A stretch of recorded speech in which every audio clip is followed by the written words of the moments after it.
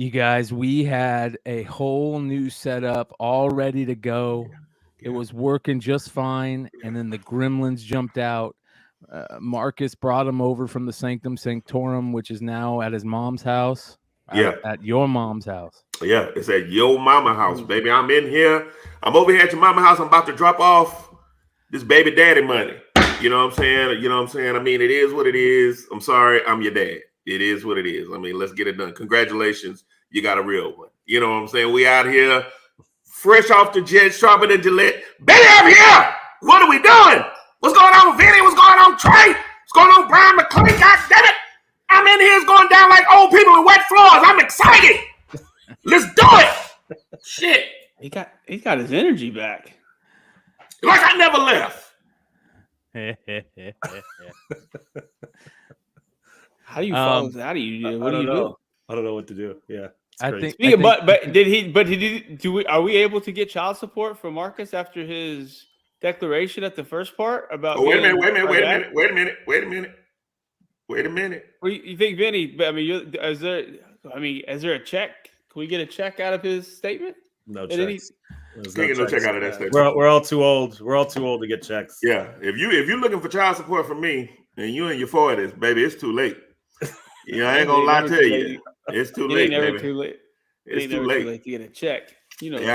Yeah. It's too late, baby. Don't look for a check from me. If you're looking for a sympathy from me, look in the dictionary between shit and syphilis. That's about all you're gonna get from me. Yeah. Hopefully. Yeah. What? Welcome. I've never heard that one, man. That was a good one, bro. Welcome. Shit. The color of my hair, I got the grays out. I'm feeling good. Shit. Got my silly hoe shirt on. Everybody see. Silly hoe. There is a lot of shit to talk about. There's a lot of shit going on in behind the scenes, and a lot of shit going on in the comic world, a lot of shit going on in the NFT world. It is a new year. It is 2023, and there's a lot of really cool stuff going on, you guys, that we have coming at you for this year. I want to remind everybody to make sure to sign up on that Discord. Shout out to Nimesh Patel, who drops a $25 super chat with the Happy New Year, y'all. Nimesh is an OG community member and one of the good guys, so we appreciate you, brother. I had to turn my head real quick. I was making sure. I thought I was gonna say send that shit back. I thought it was from Dinesh, and I was like, y'all can send that $25 the fuck back.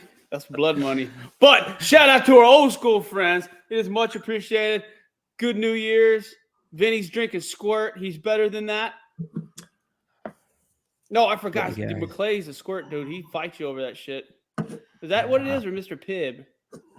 I'm a Squirt fucking fanatic, bro. That's a Khalil. Mr. Pibb around here. Isn't Squirt just like Mountain Dew?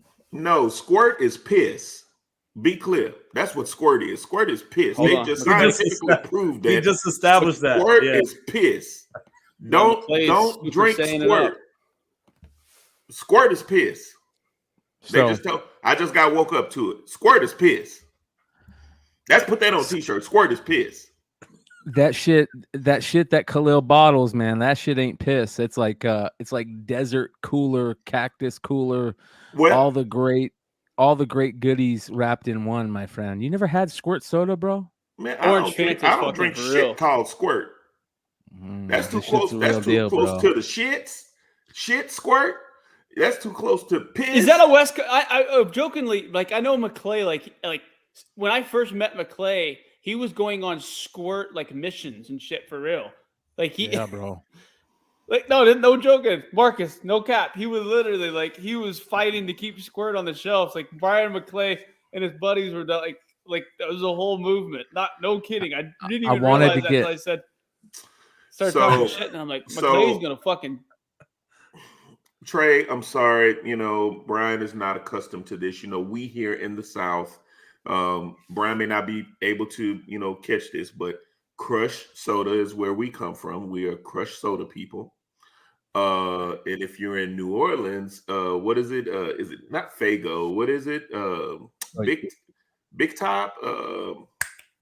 It's something in Big Shot. It's Big Shots if you're in New Orleans. I don't do that. I don't do that squirt shit. I need flavorful drink. I need my soda to have just as much sugar as my Kool-Aid. You know what I'm saying? Marcus is naming off dollar store sodas. Absolutely. He's not lying. That's the South shit. We don't That's go. the South. We ain't gonna pay fucking for. We are going to 2 liter. We're going to the fucking Dollar Tree and we're gonna get some Shasta. Yes, we're gonna get. You know what I mean? That's the truth. I guarantee. I've drank more Shasta than I've drank name brand Coke in my life by a wide margin. Tiki. Listen, Shasta. Probably why I got Crohn's disease and shit too. Come on, Trey. Shasta Tiki Punch. The Tiki Punch. You remember the strawberry kiwi? The original strawberry kiwi? Get the fuck out of Dodge. It's still good. On. Still Red Hood, crushed grape. Come on now. See, we talking about it. Hey, what about Dr. Slice or Dr. Skipper? The hell is what that? What is this? Where are you drinking that shit? See, that's that West Coast shit. See, let me tell you something. In the South, brother, if we're going to do some generic shit, we're going to go to HEB and get Dr. Thunder. See, Dr. Thunder is Dr. Pepper. You know what I'm saying? You got to know what you're doing. I gotta give the West Coast was making good music at the time, so their soda game was fucked up. They can't be mad. They were doing good music. Sports was good out west, but the soda game was fucked up. What did you just call that shit, Brian? Dr. Slice, Dr. Skipper. I played golf with Dr. Slice 3 years ago in a fucking tournament. I shit you not. It had it on his bag. It said Dr. Slice. I didn't even know he had a soda. He should have told me. Josue said Mexicans need squirt to mix with tequila and make fucking a paloma. Oh, bro. Do you know what? Listen, man, you a lot of people don't know the refined taste of grapefruit. A lot of people think grapefruit tastes like shit. But man, once you get to loving grapefruit, bro, and then you add a ton of sugar to that grapefruit and a lot of carbonation, that's how you get squirt, bro. I'm gonna stop you right now. See, I wouldn't buy no squirt. If I want a grapefruit drink, I'm going to buy Fresca. See, you got to know this about shit blows Fresca out the water, bro. Absolutely. Dude, Frescas were fucking old. I used to work at a country club, and those old white bitches would order Fresca and tequila late in the afternoons. That's Fresca. It's like Fresca and Seagram's ginger ale. Yes, Fresca. That's why I want squirt. Fresca. Squirt. Y'all didn't like Fresca? Did y'all have Jolt Cola in the West Coast, Brian? Yeah. Oh yeah, bro. I grew up with Jolt, bro. Fuck yeah, I grew up with Jolt. We used to drink. We used to get 2 liters of Jolt and then go play basketball all night. We'd play 21 all fucking night, dude. And you know what? None of us ever almost died of a heart attack in the middle of the game. I wonder why. No, seriously. I was just going to ask this. Shout out to Mr. Hanby. I really, really hope that was crazy to watch what happened Monday night during that football game. Oh yeah. But what I was happy about was it was handled correctly. Granted, there was some talk, but what happened between the teams and the coaches and, the respect shown to the family of the players and everything, there was some really good things. Granted, knock on wood that this young man pulls through. Everything works out the way it's supposed to, but I saw some pretty cool things that night. You know what I mean? There was everybody in the whole fucking country was pointed in one direction. Yeah, hoping that young man made it and that his family, was in a place where they weren't suffering, and the whole 9 yards. I thought that was really cool to see everything kind of pointed in that direction. Now let me ask you this, and I'm opening this to the chat as well. I love to get everybody's feedback. What do y'all think about the Skip Bayless comment? Because the shit is going crazy on Skip right now. Then I seen Shannon Sharp this morning, and now they're talking about that it looks like it's going to be the end of the show between him and Skip because I mean I'm not really a sports person, so I don't know if that's just the banter that they do, but this whole thing was like, yo, bro, I've never seen, Shannon Sharp was like, I've never seen somebody collapse on the field. I've seen, torn ACLs and all this other stuff, but I've never seen somebody collapse on the field. And hopefully, Skip takes the comment down. Skip was like, I'm not taking the comment down because, you know, nobody, the higher ups didn't have a problem with it and whatever the thing. I'm interested because I don't really do sports. I do know current events though, because that's what I do. What do y'all think about that? What do y'all think what about did Skip's Skip comment? say? What did Skip say? He basically said that I'm paraphrasing, and anyone in the comment, if I get this wrong, please let me know.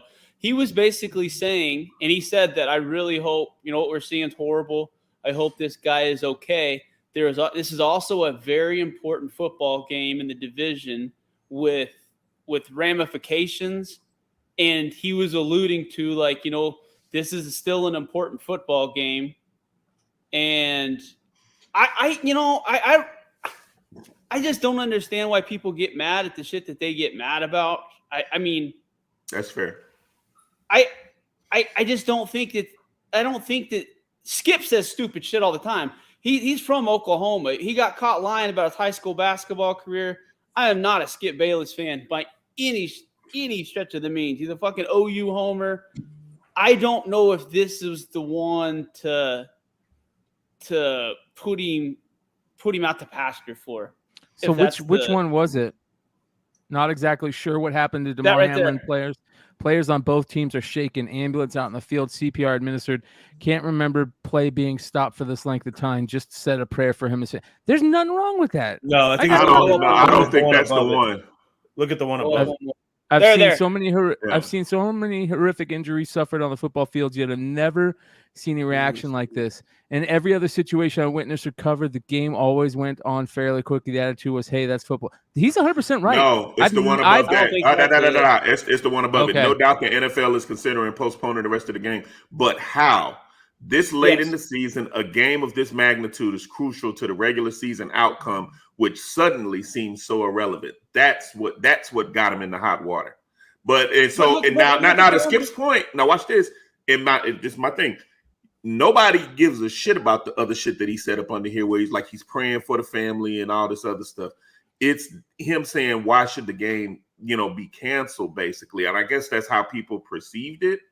Again, I don't do sports, so I don't know how serious this game was or how important this game was for it to be canceled or post. I mean, I know the guy collapsed and whatever, but soccer people collapse and die all the time. Like if you watch these World Cups or whatever it's called, not all the time, but it's happening more. Hey, here's what's not talked about that happened on Monday night.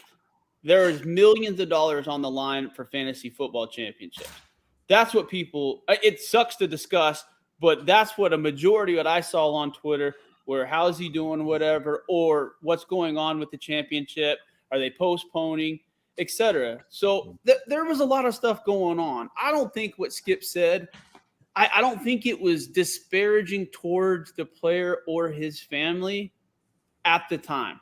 Now, maybe he shouldn't have tweeted as much about it as he did. I think that's a fair critique. Maybe keep your mouth shut, say those first two and then kind of wait to see what happens. I think that's a fair critique maybe, but it's kind of a weird time as we've talked about for a while. He said athletes have been Lord of Brooklyn. Athletes have been dying, have been collapsing and dying since the Fauci fund serum. That's the truth. I mean, it doesn't like it, I mean, when have you ever seen a 23-year-old player have cardiac arrest? I want you to, other than Hank Gathers, which I don't know if you guys remember that. Drugs. I do. That was drugs, right? Wasn't Hank Gathers? No, Hank Gathers had an aortic heart condition. Okay. I'm thinking of Reggie Lewis. Yeah, Reggie Lewis liked a little bit of the nose candy. Yeah. Hey, but man, other than that, listen, there are videos of young men over the last 2 years dropping like flies on sports fields and arenas and ice rinks where in mass numbers, the amount that has never happened before. And I don't care if you don't want to hear about conspiracy theories or if you want to hear about conspiracy theories.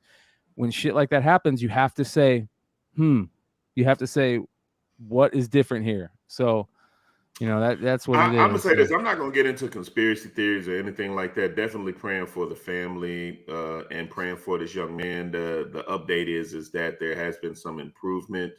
What I'm saying is that, or what I was focusing on was the Skip Bayless comment, because it's such a water cooler topic right now. Like a lot of people are saying, Skip should, whatever, he needs to be fired. A lot of people are saying no, he's just saying what he's saying. It's so many things. Again, and I have to keep putting this disclaimer out. I don't do sports. I'm doing it because of y'all. Like, I'm learning it. So I don't really know the ramifications of how deep it is. Now, if I have to relate it to the Travis Scott Astroworld show where the people were dying and Travis should have stopped the show, then okay, I can. And I know that that's apples and oranges, but that's how I have to relate it in my world, because I'm in music. No, I respect the shit that makes a lot of sense to me. You know what I mean? Yeah. From trying to put it to that perspective. And that's interesting that, that's going to be interesting to see what happens to Travis financially after this, how this all falls out. I don't think it should end him. I don't think he's a young kid. I think mistakes were made. I don't think he realized lives were going to be lost in that manner. Obviously, I don't think anybody would, encourage or want that to happen. So it just, man, mass humanity events anymore are just, I tell people, that's why I don't like going to cons. Just big cities, big anything. I don't enjoy them anymore. I just don't like being around that many people. Vinny, what are you saying? You saying you agree with Chad on what? I don't want to get into a conversation about vaccines and stuff. But okay, got it. Yeah, I just don't think it's that. I think it's probably something else that was causing the heart attack. Oh, so you saying that they're saying people are saying that it might be vaccine related? Okay, yeah. I got you. Yeah, it's possible. Like I said, this was all speculation. It could be 1 in a million heart condition that the poor kid has, for sure. Yeah. Well, again, prayers out to the kid, prayers out to the family, prayers out to Skip Bayless, actually. Because this is a lot of heat right now that he's taking, and I don't know if it's normal heat that he's taking, but he's in some very hot water right now. Dude, he got Lil Wayne on speed dial. Lil Wayne will fucking dish Shannon Sharp tomorrow afternoon. Is that what it? No, I swear they're like weirdly, strangely tight friends. I don't understand how Shannon Sharp, like Lil Wayne, not Lil Wayne, Skip Bayless, in my opinion, shouldn't be the one taking the hits half the time. I think that, Shannon Sharp says some goofy things also. So don't, it's a double time. That whole, it's kind of, we've talked about on the podcast before where, we talked about where people taking sides. That's their job. Yeah, that's what they're supposed to do. That's why I don't have a problem with it. Yeah. They have to be like that.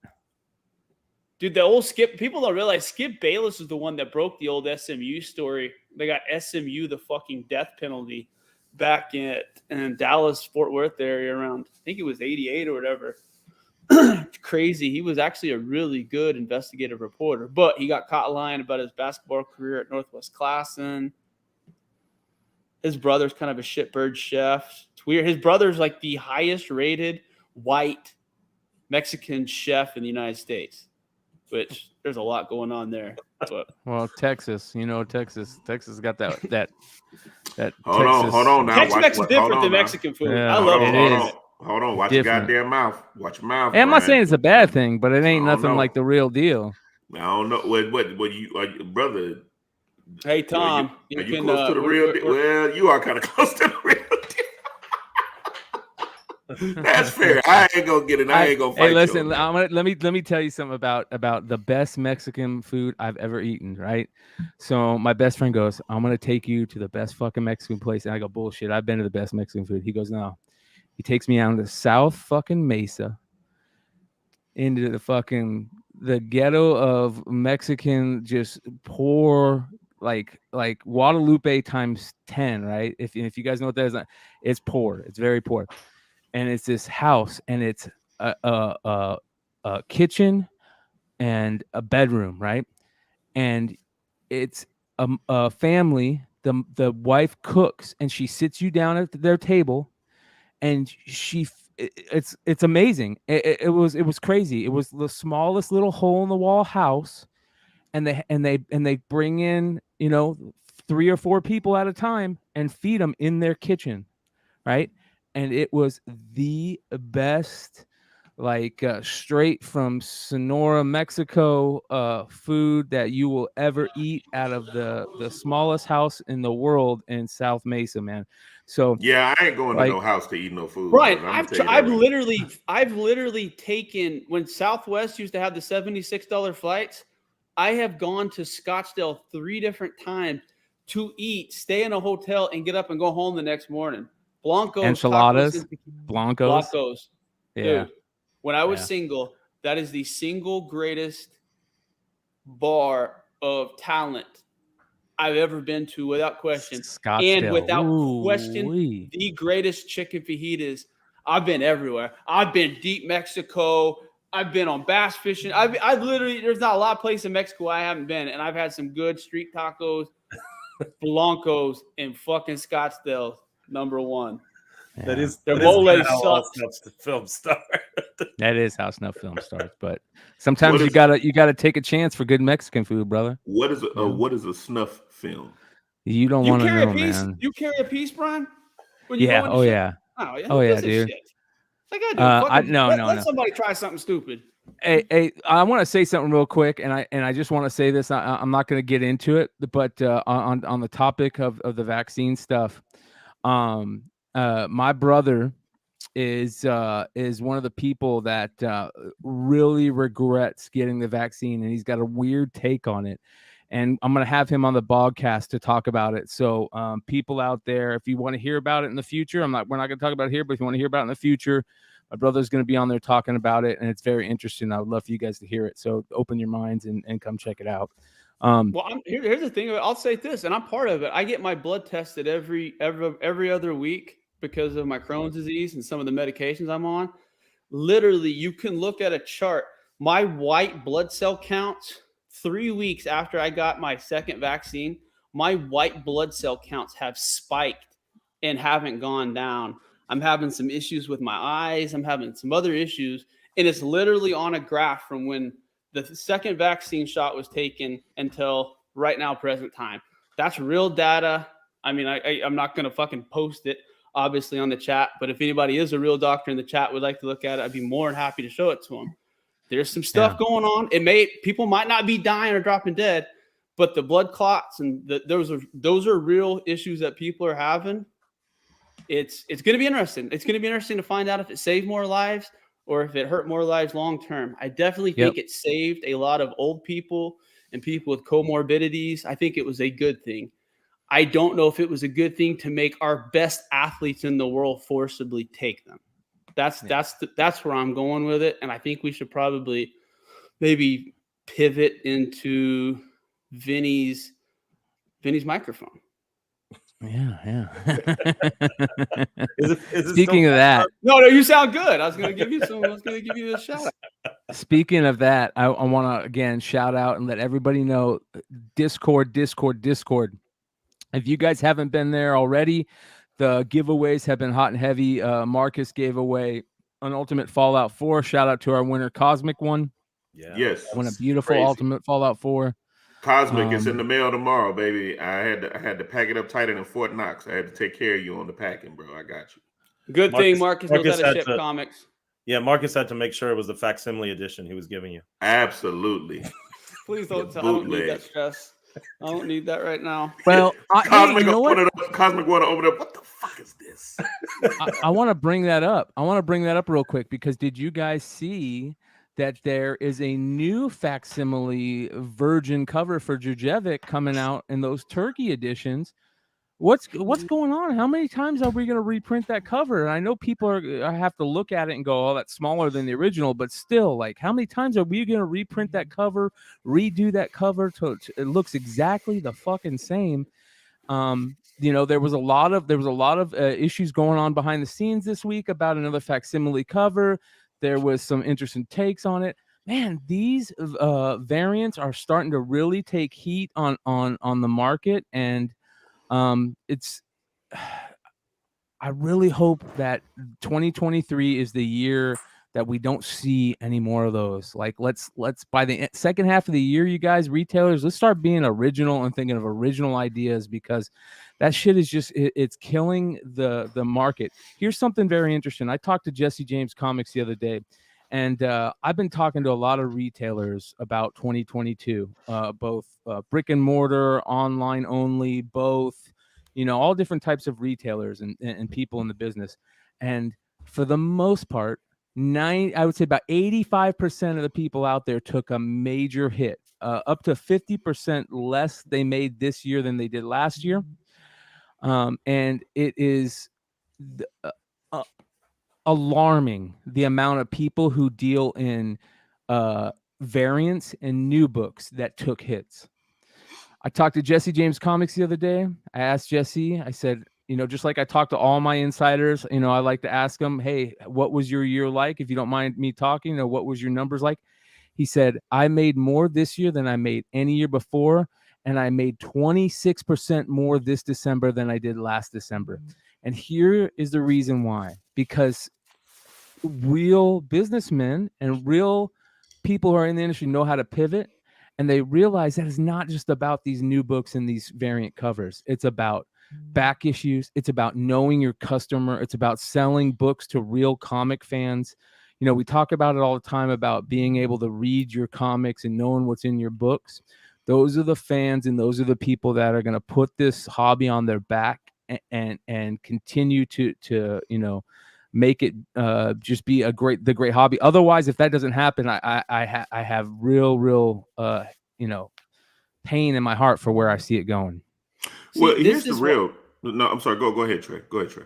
You beat me, sir. Go for it. No. Because all I was saying is that what I would really want to do in a perfect world is, in order to create change, you got to be the change you want to see, right? So it's like, I think, in a perfect world, what we should really do, and it can start with us, is create. I hate to say that we create like a on the radar variant or anything like that, but something that you do in small batches, right? Like, instead of going like really big on shit, like if you do stuff in small batch, like if you're familiar on the street fashion side, there's a company called Sprayground, right? It's a company called Sprayground. They started out doing backpacks. Now they do luggage and kind of everything else, right? But with their backpacks, right, they would do such a small amount because they were super serving the audience that they were communicating with, right, directly. So, it's a million backpacks out there, right? But then if you have a Sprayground backpack, it was limited it was limited numbered, and it was special edition, it was limited edition. They wasn't making any more of it when it was done. So it wasn't I'm finna do a facsimile, because I don't think they can, and correct me if I'm wrong, Vinny, they can't do a facsimile on something because they have to get the approval of that from Marvel, correct? Or they have to get the approval from whoever. So if we do quality work, because that's the thing, you got to focus on quality artwork, quality covers. Like, if we go back to that, instead of just saying or attaching yourself to just any freaking thing that's coming out, right? If you do quality artwork, quality covers, limited edition runs, and when it's gone, it's gone. You're not trying to do a second or third or fourth print. That is what's going to preserve and start to turn this shit around. Because what happened was, as with everything, the big ones got greedy. You got a first print, then you got a second, third, fourth, fifth, sixth print of a book just to keep recycling and just different covers. But if we limit, if you go quality over quantity, that's what I'm trying to get to. Quality over quantity. And I remember when y'all used to do covers, right, Trey? Like back in the day. Used to do coverage. Yeah, I mean, here's the thing: is that's another misconception. People act like I was fucking pumping out.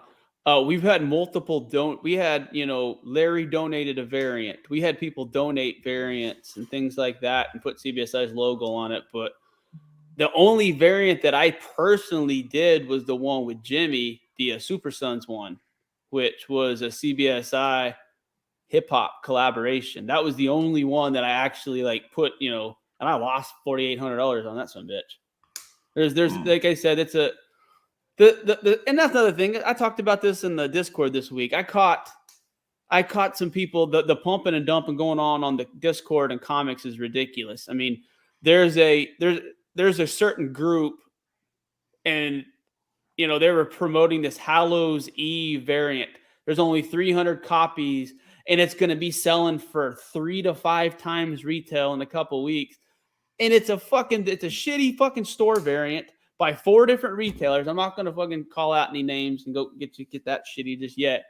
But it's like they're literally paying these Discord groups to pump and dump their shitty books. That's the point we're at, because the game's over with. No one's buying this crap anymore. There's Right. And that's the thing that sucks too is now that the foreign international market has heated up just a little bit. You know what I mean? There's a burner finally on. That's where everyone's transitioning to. They're wanting to throw the same fucking homages and facility and all the shit that we're talking about, and then throw a Greek lettering or a fucking, whatever the language, whatever the country it may be, to make it sound more rare. And that's going to be the rinse, cycle, repeat we're going to have for the next 18 months. Just watch. We're going to have there's going to be Nicaraguan variants and South Africa. I mean, it's going to get ridiculous. It already is. I saw a link for a Greek AF-15 reprint a couple of weeks ago at $50 a piece, and it sold out at 1,500 copies. And it's just like, this international shit. Y'all think the store variant's going to be toilet paper? If it's not old international, I don't know. Yeah, I might have to have someone like Fordham or Josh or Z talk a little bit more about modern international stuff, but I'd have who's the guy in the Discord that has the 9.9 Spider-Man Eminem book? Is that? I know. God dang it. I don't know if anybody has it. I know that I saw Ninth Wonder was talking about what was on the census, but I don't know if anybody in our someone Discord posted has in the it. pickups. They They do? had a 9.9. Yeah. And they selling I'll it on bring it eBay up right now. And they're it's at 5,200 or something, 5,400 or something. All right, I got it that. right here. And it's like I a got it right here. 150 or something. I don't know. Yeah, shout out. This is Asher. It looks like he's got it right here. Jesus, that's crazy. You want to talk about paying rent for a few months? He did that. Yep, I sell that a second. I love, you know what I mean? And that's a smart, that book is, you're never going to get any hotter than that book is right now, in my opinion. Unless Eminem dies and gets shot by 50 Cent during an award show. That's the only way that book's going to go up any more than it currently is. Tell me I'm wrong. So you might as well strike while the iron's hot. I guarantee he could buy that book in 2 years for a fifth of what he's going to sell it for if he really wanted to, if he was patient. So go get your money, buddy. Yep. Yeah. You haven't said a truer thing this whole show, my friend. That is the honest to God's truth. That book will drop significantly, and you guys can hold me to that. That book is definitely going to drop. So we'll see. Because there's shitty homages coming out already. Yeah, you're right. You're right. Shitty homages. Yeah. And, that was a big story this week. We don't really need to really get too much into it, but it was very interesting. It's going to continue to be interesting. It's going to continue to play out over the next couple weeks pretty heavily. I know that I think that we're going to be hearing about it for a while, so it's going to be very interesting. But that being said, there was a lot of interesting things going on business wise. We talked about Frankie's going bankrupt. We already talked about Aftershock going bankrupt and this and that. And, I hear a lot of people saying, hey, it's good business moves on one end. And then I hear on the other end that, what's going on when something like, one of the biggest guys in the game is going bankrupt. it's telling you guys that there's a turn in the market. There's a turn on how people are spending their money. And like we say here, it's always the most important thing, how you spend your money, where you spend your money, who you spend your money with. So that being said, jump up on that Discord, ladies and gentlemen. There's going to be some fun stuff going on there over this year. We're going to continue just to grow that as a community and make it into an amazing place. Get used to using Discord. Get used to all the cool little things that the setting up your notifications. A little bit later on in the show, I'm going to show you one of the biggest reasons to be on that Discord, and it's pretty cool. All right, let's get into some of our NFT stuff. We got some interesting stuff going on here with Snapchat and Amazon getting into the ball game. It sounds like getting ready to embrace some augmented reality in the game here, Marcus. Yeah, man. So, Snapchat and Amazon are working towards utilizing augmented reality for immersive shopping experiences. Basically, they're said to include a refined version of Amazon Fashion's virtual try-on eyewear products and enable customers to explore, shop, and digitally try on thousands of eyewear styles via Snapchat, then complete their order seamlessly through Amazon.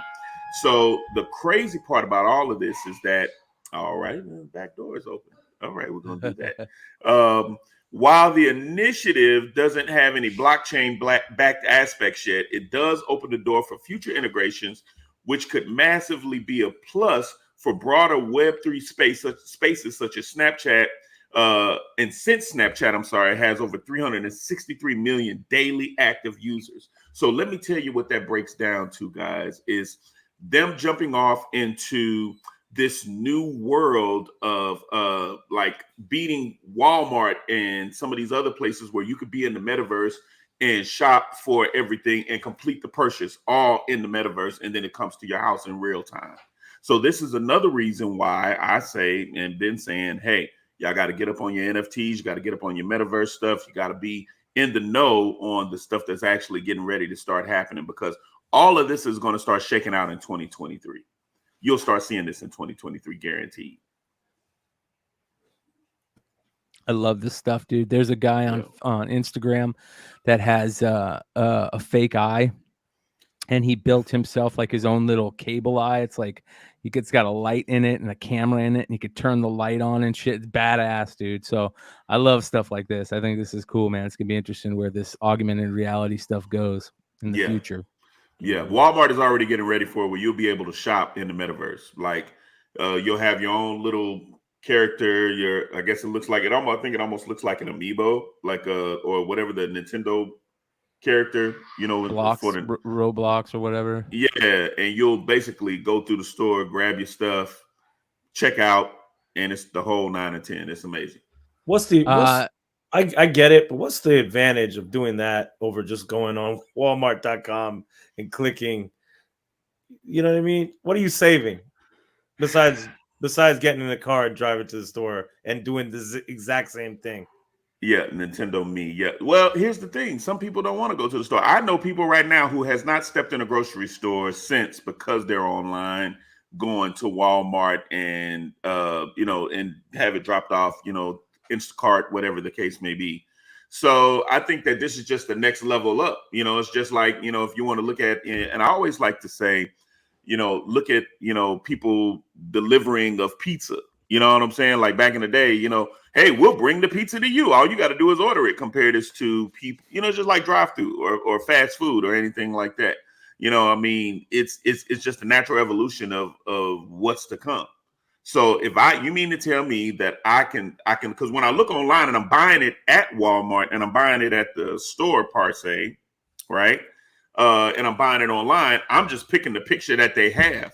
But what if in the metaverse, I'm able to actually see what I'm grabbing, what I'm buying, and what I see in the metaverse is actually what shows up at my house? See, if it was me, Trey's going to tell me to buy some autographed CD from Walmart, and in the metaverse, I'm going to be wanting to check for any tears, authenticity, and you know what I mean?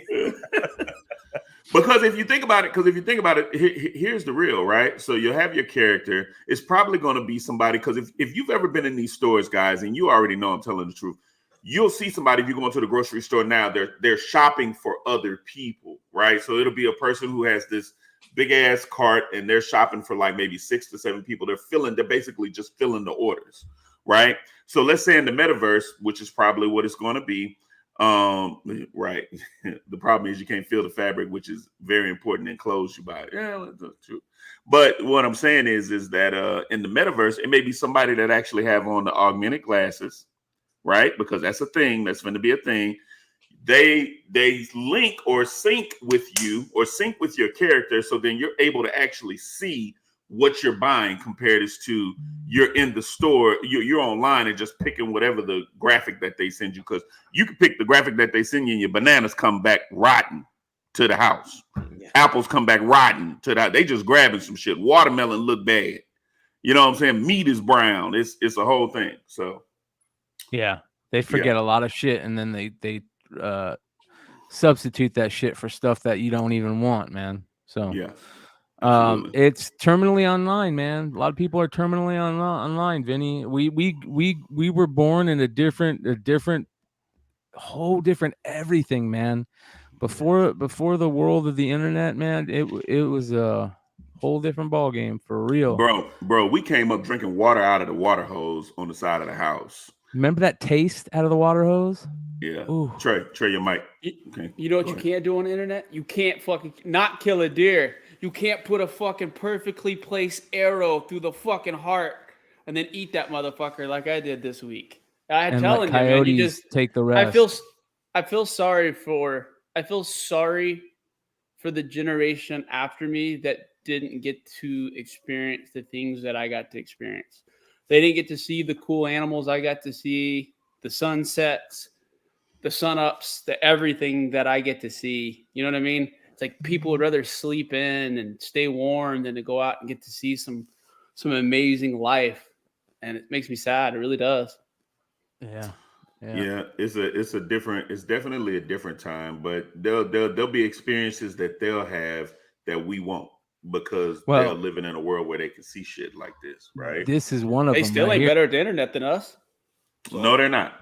I mean, like I said, I'm still waiting for them to do something better than us, but this is one of the first things that we talked about when we started the show, were these Tiffany NFTs, crypto punks. Mm-hmm. Now they're starting to show up.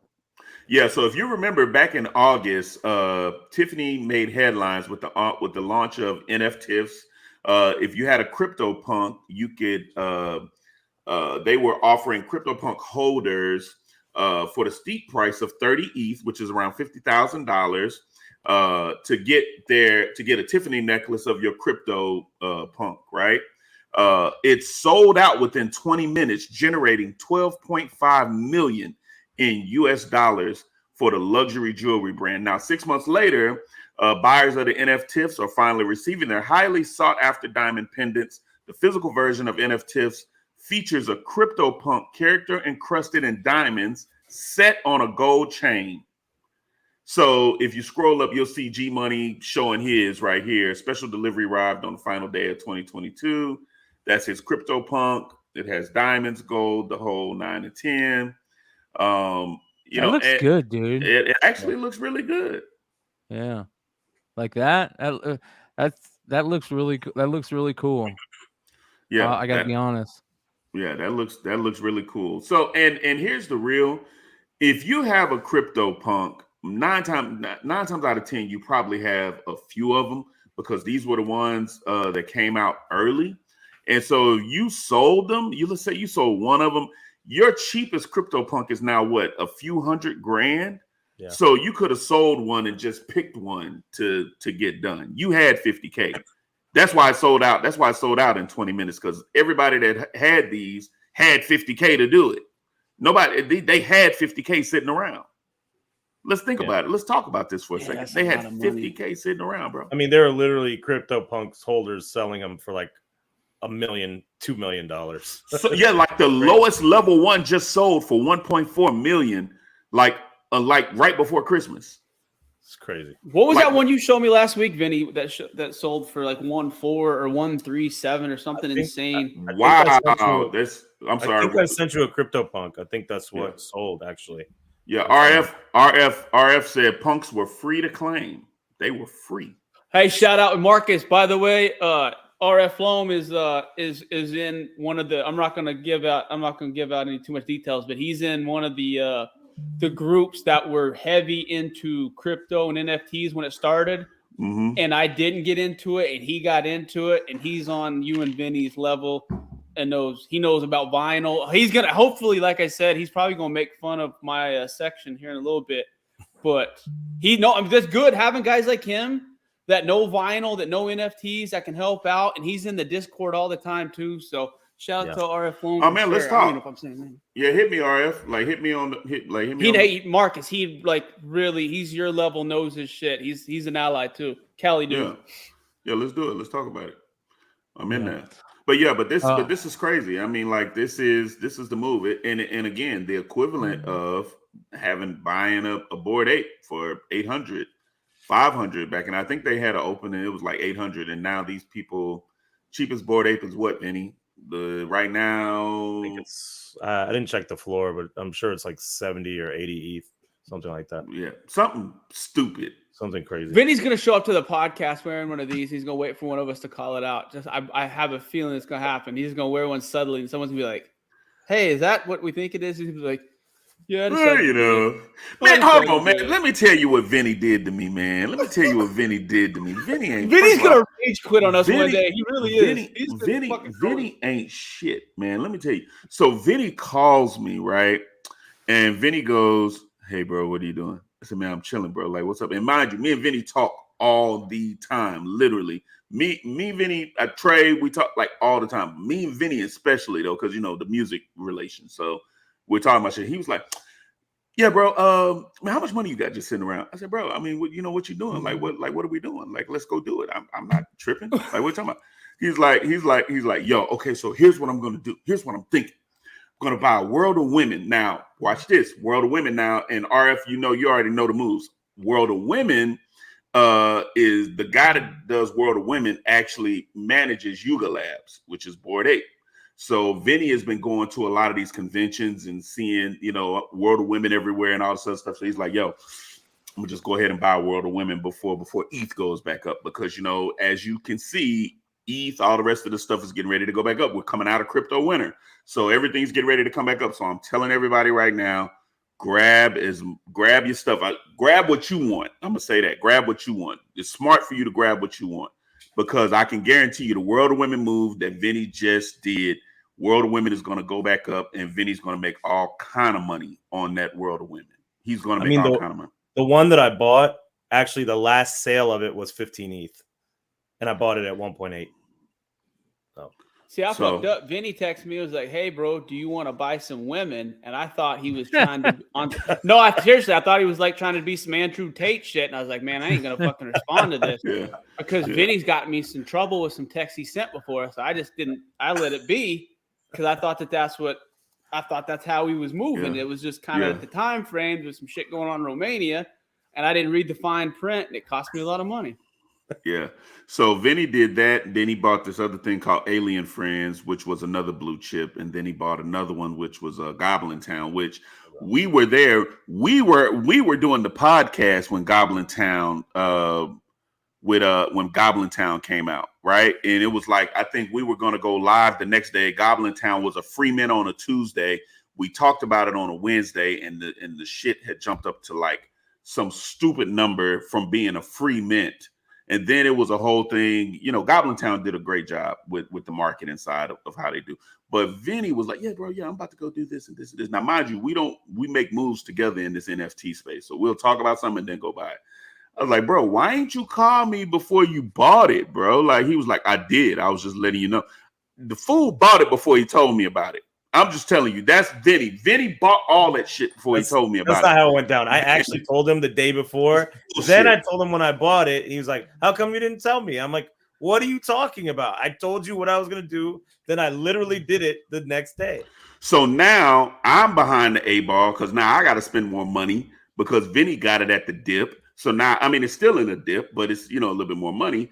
But Vinny got it at the dip, and now I got to spend more money just to catch up with his ass. I feel some type of way. See, this is how I feel. So like Marcus and Vinny both used to call me a lot until I started posting the White Country rapping links in our group text, and I have not had a call from either of them in fucking 90 days. So Broadnex, I fuck with him. I fuck with Broadnex. As soon as I started posting the shit I was listening to, the phone call stopped. I just talked to my buddies on the podcast now. As soon as Broadnex somebody with the blah blah chicka blah blah, I was like, oh shit, nah man, I gotta check out, bro. Now I just see him on the podcast. Yeah, shit, we'll talk on Wednesdays. Oh man, that's funny. Anyway, so I'm sorry, guys, but look, this is the point. This is the point. Like, you want to start making moves while all this shit is in the dip, right? And RF will tell you that too. You want to catch as much of this shit in the. Buy what you have heard and seen as a blue chip. Don't buy none of this new shit, Demon Head or some of this other shit. Go with what has been tried and true, and and also we're going to talk about probably in the next 1 or 2 episodes, setting up maybe we'll do it on the Discord, setting up people's MetaMask and stuff like that. Hey, I got an idea. I seriously, this is off the top of the dome. I'm gonna buy a $300 or $400 NFT. I'll let you guys pick it, and we'll have a contest. Anybody in the Discord, they gotta show that they started a new wallet. That because of the Discord or because of the podcast, they're finally, and that's all we want you guys to do. We don't want you to buy anything necessarily. We just want you to have a wallet on ready for some of this free shit that Marcus and Vinny and the guys are talking about. There's literally no pressure other than the 30 minutes it takes to get your wallet set up. That's all these guys are trying to get you to do. They're not trying to tell you to buy this or do this. Just be fucking, it's kind of like going on vacation and hitting some comic shops, I always carried some shit with me everywhere I went to keep some shit protected. That's all these guys are doing. They just want you to have some shit and keep you protected in case they find some hotness. And they've done it. Like they said, they just talked about one of the free mints they had have already gone up, that made a couple $1,000. Just if you don't believe in the NFTs, we totally understand that. But get a free wallet ready for some of the stuff that's available, because all it takes is one. And these guys have said this for months.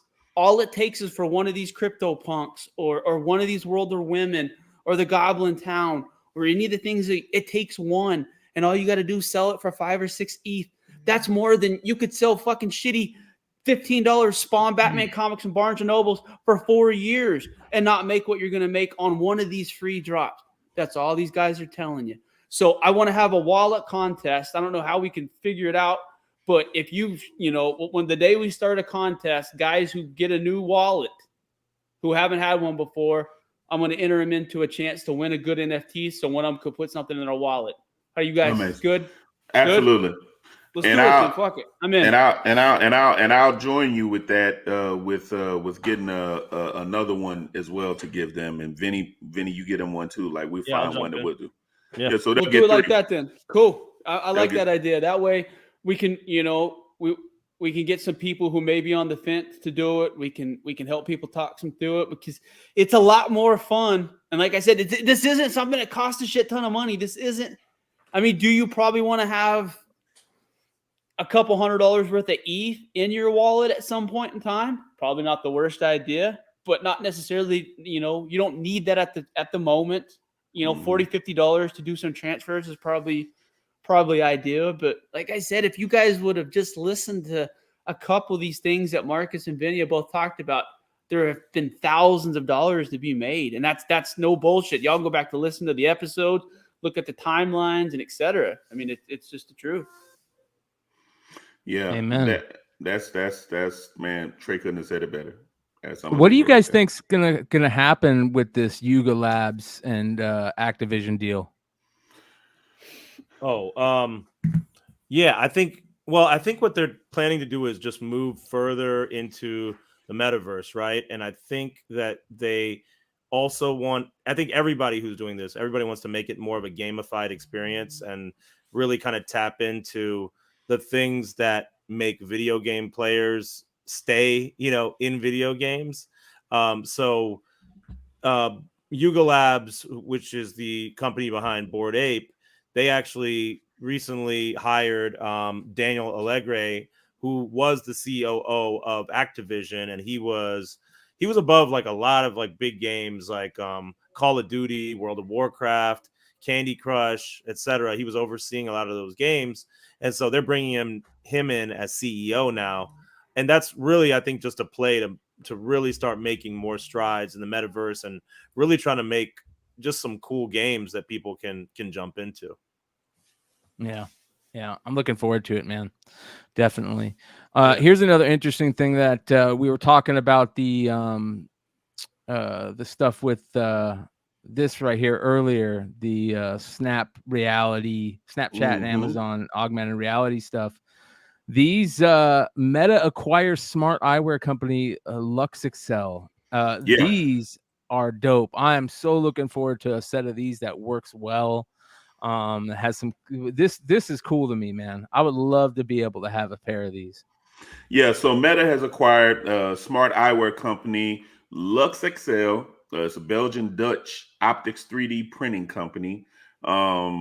They have a history. Meta has a history of acquiring smaller companies leading in the AR and virtual reality field with its flagship, headset, the Quest, which now, most people, I think, Vinny, you have an Oculus, right? I think. Yeah, I just got the Meta Quest. The Meta Quest. So, I mean, so it's you got the Oculus, good one? Meta Quest. Yeah, all of it is just. Oh, not the $1,500 one, no, just the 400, like the 350, whatever. No, I got that one. I thought, of course, you'd stun on me and get the diamond one and shit. I don't see there's no point. The fucking Vinny got the Charles Xavier Cerebro edition and shit. He got it. Four people have. Well, Vinny got the head for it. He got the Charles Xavier head. So it works. I didn't say that. He said that. Yeah, he got the head for it. But in September 2021, Meta released the Ray-Ban stories as a part of smart glasses that could take photos and videos, make hands-free calls, be voice controlled, and use Meta platforms like WhatsApp and Facebook. So they're already kind of ahead of the curve of this augmented reality. And this just goes back to, what we were saying as far as like, you're going to be able to put on some glasses and literally go to another world, like in the shades, through the shades. Smart move. I'm not mad at it. I'm telling y'all, get ready for it. This is the shit that's coming. I mean, imagine being able to read a comic, putting on the shades and just blinking and the page turn. So then that way, I mean, you can still have the physical comic, but let's say you don't, if you're a lot like me, you collect. I don't like opening my stuff. I like opening up the older shit, but not like the keys or whatever, but like the older shit. I love the smell of old comic. So I'll do that. But like, let's say if I just want to read and I'm on a plane, can't take my comics with me. So then I can put on my glasses, open up whatever the app that's there, and I can read comics while I'm on the plane. Just blink my eye, flip turn. Now I'm up on whatever's happening. Yeah, Smart. you'll also be able to, when you're walking around, if you see somebody wearing a hoodie or have a head, like some headphones that you like or whatever, the link will actually pop up if you're interested in these things. Like you can buy it. It's going to be pretty you pull wild. up on me wearing them, I'm swinging on you. It's coming, Trey. It's coming. I did not. It may come with I guarantee you, where I live, it ain't coming for a long fucking time. Yeah, nah, I'm gonna be there. I'm gonna be right there. You for real? You're good with people just recording you and taking all your shit at all point in time? That's what they're doing now. They already do it with your cell phone. Yeah. They already do it with your cell phone. He maybe said, "Why is Mr. With an Android, you can turn that shit off." I promise. Yo, did you guys see the video of the lady in who worked at Waffle House catching the chair in midair? Like the Waffle House Wendy? Yeah, Waffle House Wendy. She got her ass kicked, and then no, she no, she didn't. She caught it. She caught it. No, but I mean, she did good, but she definitely at the end took that ass whooping. But it was impressive. The first round and her catching the chair were nice, but the in between, she took some rib shots. She took some rib shots. Dude, that's what, you know what I mean? Like, in 10 years, there's not going to be any Waffle House fights. Like, that's what I guarantee you, the four of us from 4 different states, 4 different walks of life have all seen a Waffle House fight. Am I wrong? No, you're not wrong. I'll be honest with you. I've been in a couple, unfortunately. That's what I mean. I've swung waffle irons in that bitch before. In Paul's Valley. Listen, I've never been in a Waffle House fight. I'm too bougie for that shit. I will go to Waffle House and partake of the food, but I will only go to a Waffle House that is clean, which means that I can only go to one Waffle House in America. Yeah, I don't know. I've been to Houston. I've seen fights in Houston. Oh no, yes. Oh, bro, listen, the one on West Airport in Houston, in front of Walmart. I've seen the cook jump over the whatever this is, the counter, jump over the counter and literally karate kick somebody through the glass. This is a real walk. It was after the club. Boy came on, fucked around, found out. Kicked through the glass. This is, by the way, this is the thing, guys. If anybody's wondering what we're talking about, look up on YouTube Waffle House fights or Denny's fights. You will see a bunch of videos pop up. Chuck E. Cheese fights you got to throw Chuck E. Cheese fights in there too, because I think that the Chuck E. Cheese fights actually are better because there's more shit that's available to throw. Pizza. That's what I mean. Like, that's America. We're fighting at kids' birthday parties, fucking throwing animatronic doll. By the way, how did that? Whose idea was it to make an animatronic rat a rock star and like have him sing at kids' fucking Christmas parties and shit, birthday parties? Like, oh, bro, think about I love 80s. That shit, man. Did I tell y'all about the time I took my son to Chuck E. Cheese? And the little robot comes out. It was his birthday. Then I take my son. My son goes in the bathroom. Chucky, and they're taking a shit, and the helmet is down like on the ground, bro. And so he was like, "Chucky dead, Lord, Chucky dead." I was like, he runs out the bathroom talking about Chucky dead. His head is on the ground, bro. Like it was rough. It was rough. Oh, dude, that makes me laugh because there was a follow this comedian. He's a funny comedian out of California, and he dressed up as Spider-Man for his son for Christmas because his son was a big Spider-Man fan. His son's like 2 years old. Scared the shit out of his son, man. Oh my God! Started screaming and crying because Spider-Man was really walking into his room. Yeah. Kids get scared of a lot of shit. What's up with his Mastodon stuff? Does anybody fuck around with Mastodon here? Yeah, so I never even heard of it. I don't do child porn, so I'm not into Mastodon. Wow. No, I swear to God, I'm not just literally Google. That was literally what they said today. Oh, no. I'm not just making shit up. Give me a second. So amid all the Twitter chaos, Mastodon, which is also a decentralized social media platform, has experienced a surge in popularity in recent months, reaching 2.5 million monthly users. It went from 300K to 2.5 between October and November when all the bullshit was jumping off. Now, Mastodon, they're saying is basically the new Twitter, right? So with recent accounts from well-known journalists being suspended and banned on Twitter, a lot of those journalists and a lot of those social media people are moving to Mastodon. Mastodon understands that the freedom of the press is absolutely essential for a functional democracy. And Mastodon is growing and becoming a household name in newsrooms across the world. So basically, Mastodon is just a new thing that people are jumping on to. I mean, and again, in my world, if Mastodon is where people are going, I need to have a Mastodon account. You know what I'm saying? I don't need to do much on there, but I need to be in the mix just in case, let's say that's a move over there where you can start making money. Let's say it's a move over there when shit starts jumping off. I'm on there. I'm all up in that bitch. I don't know, man. I feel like Twitter's the new Twitter, man. You know what I mean? Like Twitter's Twitter. But God bless Elon. He's going through it, but Mastodon is coming up hot on the heels. Yeah, it's gonna be interesting to see if Twitter kind of pivots and becomes a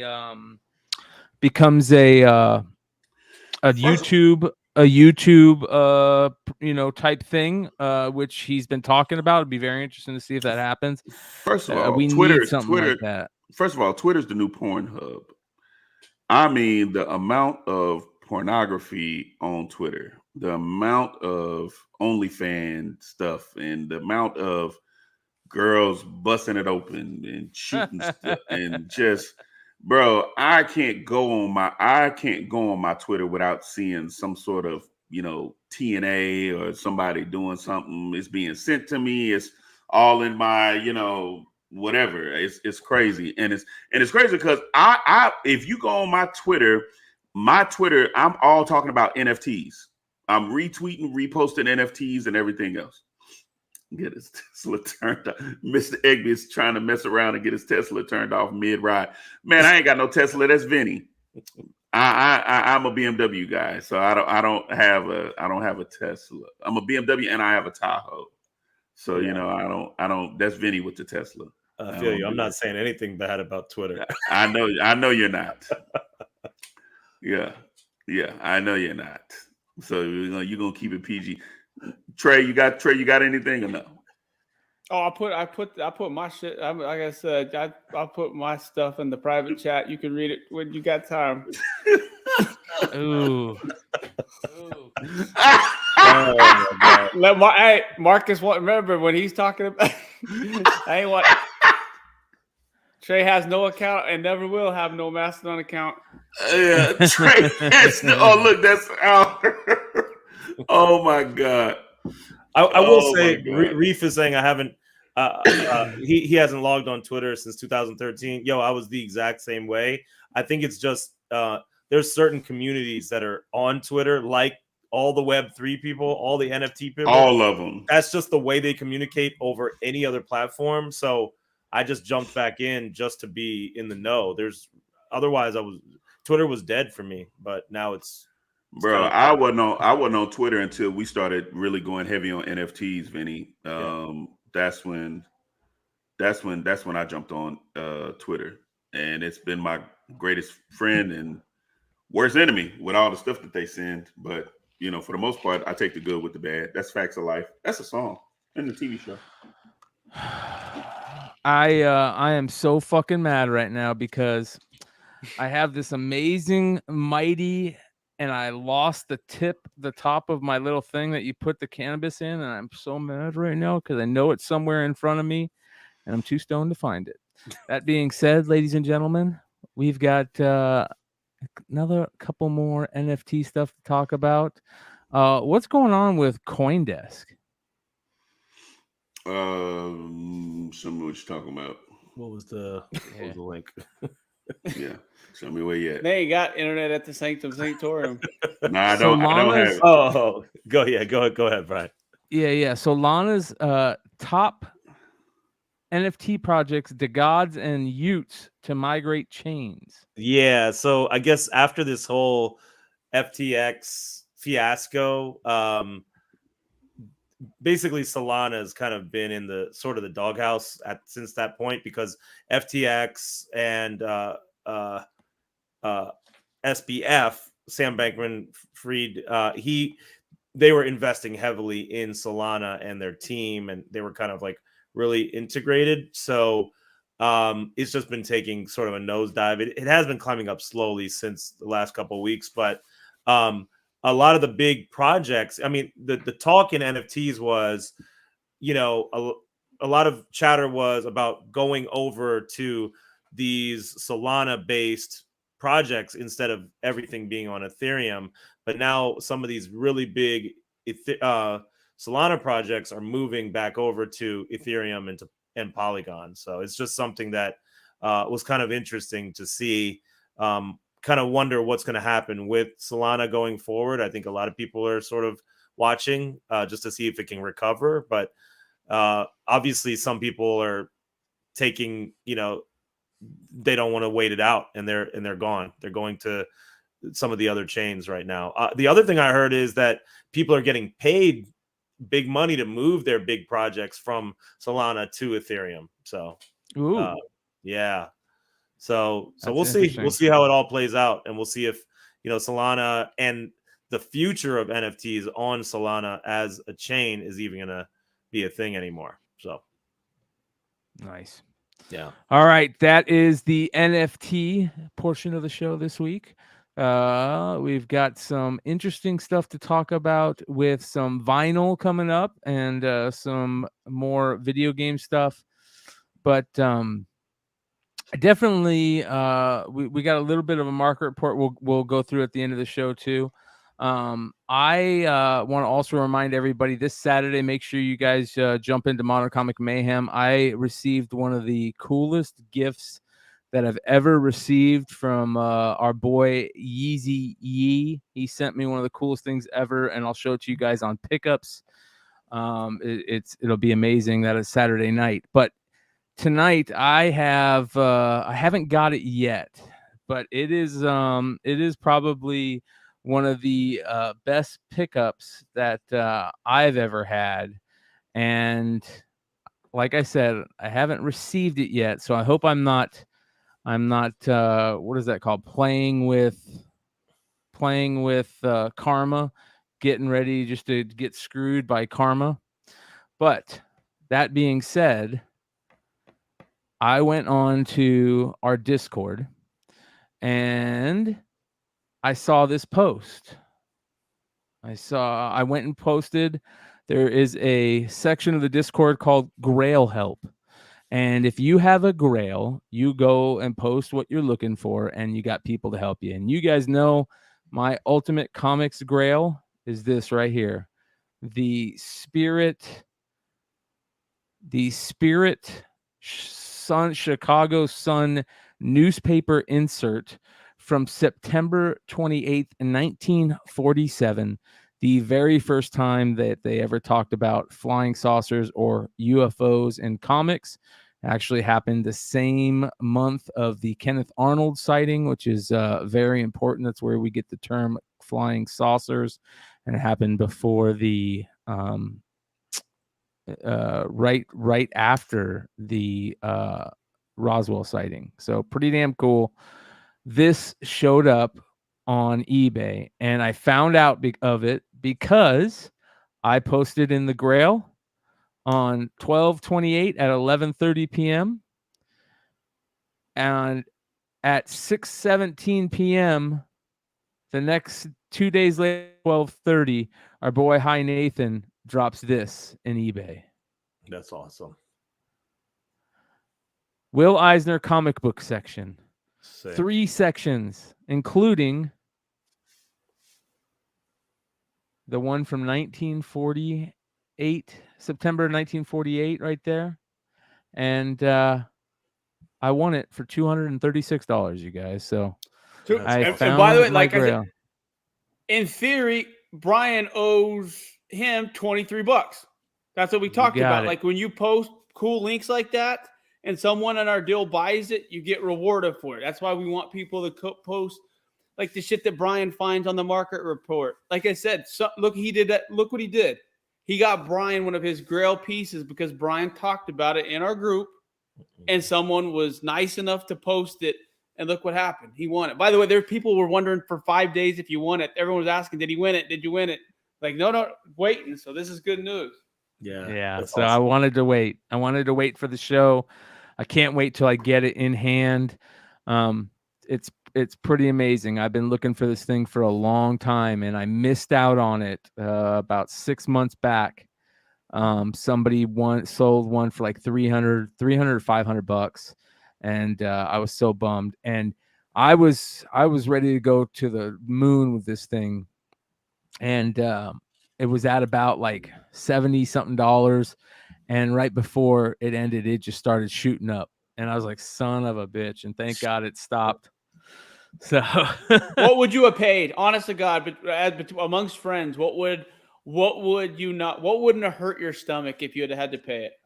I had $1,000 in there as my high bid. Well done, dude. Wow. That's badass. Yeah. Anytime you get a grail and save $750, shit. Yeah. I mean, you guys, these things are so rare, and I mean, it's not in high grade, unfortunately, right? Unfortunately, the back has a big piece of tape going across the back, but I'm cool with that. That's the back. These things are newspaper material. They were folded and put into the middle of the newspapers back in the day. This one came from the Chicago Sun. That's crazy. And you know, they are super, super rare. It came with 3 others. It came with this one right here, which isn't a bad one, and then this one right here.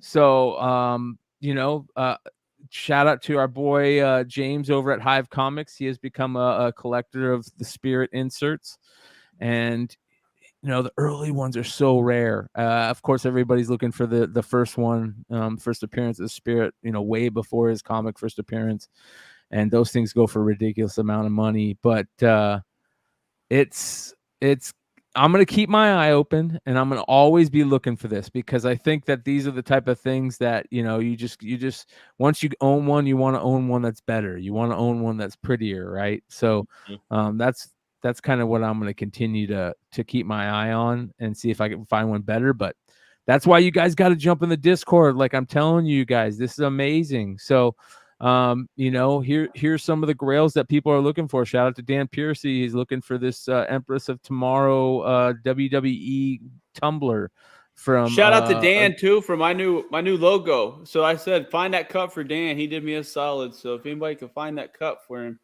let me know. And yeah, man. So like, you know, there's a lot of them. This is another one that somebody's looking for with the Champs logo. This is Ironheart #1 with the Champs logo. So if anybody knows what that is, never even heard of that. Yeah. That's crazy. Yeah, right. That's a crazy. This is another perfect example of the stuff you find when you guys are on the Discord. You find out about things like this. This is, you know, really, really crazy, hard to find stuff. And there's not only a Grail help, you know, for comics. There's Grail help for foreign comics. There's Grail help for sports card stuff. There's Grail help for all kinds of different categories. So make sure you guys, you know, go check it out. Go look into that stuff and get you guys some of your Grails, because you'll find them. That's for sure. So, wow. All right. That being said, let's get into some interesting vinyl stuff. Trey's got a nice little write-up thing that we're going to talk about, some very interesting vinyls, and I'm gonna go ahead and bring these up. I'm gonna actually look for these real quick here. Yeah, no worries. I'll give a little intro. So one of the things, in my personal opinion, the modern fresh comic market is pretty dead. The Wednesday Warrior stuff, it's not worth the gas money going up there and doing it. Sports cards right now, I feel the exact same way. There's not a lot of money to be made on sports. If you had pivoted to vinyls in early 2022, that's where the money is to be made right now. And I don't know if people realize it. The profit margins on vinyl are what comics were 6-7 years ago. And the fun thing about vinyls is that you can go to Walmart and you can go to Target. There's plenty of places that have retail exclusives and things like that in your backyard that go for prices that you would not believe that they go for. And this isn't like a one-off sale, you know, one copy one time and fucking October sold for such and such. On this deal I showed you, these are sustained multiple sales of discs that you may or may not be able to go into your Walmart, Target, or Urban Outfitters and buy today. But the profit margins are real. The collectability is real. And in 2023, I am transitioning myself almost completely out of comics and sports cards. I have knocked out most the grails I've wanted in sports cards. And I am going to concentrate heavily on video games, magazines, and vinyl. And I'm planning on buying my magazines and my video games by buying vinyl. And I think this is the store exclusive version. Unfortunately, I got some of these too, but I know which one it is. But the blue one, the Walmart's the blue one, right there. What's going on with these? Like, are these? Dude, were they pretty limited? It's the best-selling vinyl. It's the best-selling country album in the last 10 years. It's won multiple awards. It fucking sells, and that thing has been on multiple prints. What's funny is 2 years ago these came out at $40, and during the pandemic, they were going for 170 to 190, and you couldn't keep them in stock. Wow. They did a repress right before Thanksgiving, and it knocked the price down pretty dramatically. But as of today, there have already a couple of sales close to $70 to $80 on the Walmart. And then you don't see very many of the Walmart ones, that's for sure. Nope, that's what I mean. And they're going back up. And it's one of those ones that you should be able to. It's crazy. You go to the small town Walmart, they all have vinyl sections now. They all do. It's over there by the magazines, sometimes by the computer stuff, like where the PS5s, Xbox, that little section. But they have a wall of vinyl. And the thing about Target and Walmart is they have exclusives. And they're very much like store variants and everything else, but they're fucking ridiculously limited. Like ridiculously limited. They don't know what the print run is, but they do not print very many of them at all, and they sell for a lot of money. Vinyl's that niche thing that, kind of fancy, a little bit higher, more of a rich people thing. Let's just call it what it is. But during the pandemic, vinyl caught back up specifically. Another thing, and this is the Metallica Master of Puppets. During the pandemic, again, Walmart released a 5-disc Metallica set with all 5 of old Metallica's album. Obviously, after the Stranger Things Master of Puppets blew up, and this is a classic album. It's a new printing of a classic album. They sell for retail for $19, and they do really, really well. They've been selling for $35 to $40, but for a long, long time they were $60 to $70 to $80, very, very consistently. Yeah, that's interesting, man. It's so weird how the TVs and movies, the way that they're utilizing songs in their trailers, are just making things go crazy with a lot of those songs. Another one, Kenny Chesney, Here and Now.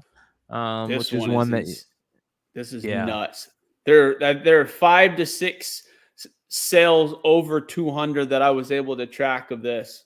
It's weird. Some of the people that are going to be on this list, you would be surprised at what they go for. Jesus, you better check availability nearby just to double check real quick. Do it live on air, Brian. Not available. But that weird country album is literally, you find that's $200 fucking profit. And the good thing about vinyl is you get to ship it as media mail legitimately, because there are no advertisements inside of it. So you can ship it for $4, and I love vinyl. Multiple sales over 200. That's crazy, man. Yep, Kenny Chesney. But like I said, Kenny Chesney is one of those country artists that people don't realize have the following that they do. And then they have a small print run. And like I said, vinyl's not big in country. That's not something that, that when the vinyl turn happened, the country people were the first people that revitalized it. So they didn't print many of them. But yet you got popular artists, et cetera, et cetera. And that's a perfect example of what that Kenny Chesney album did. Yeah. Fleetwood Mac.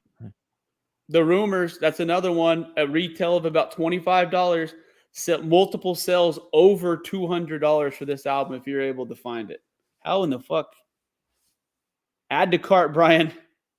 Brian, add the fucking cart, sir. Would it let me? Oh, look at that. Add to your plan. Why do I want to your plan on that shit at all? Yeah, well, I got it in my cart. I'll have to move that over here. All right, next we have hold on. ZZ Top Raw. This is another one of those weird albums that you wouldn't think to look for, but if you walk into a Walmart section and you see this album, it is free fucking money again. Look at the sale. Look at the sale, Brian. There is a sale of $2,200 for that album. Wow. I got to see this. No, look it up. $2,200.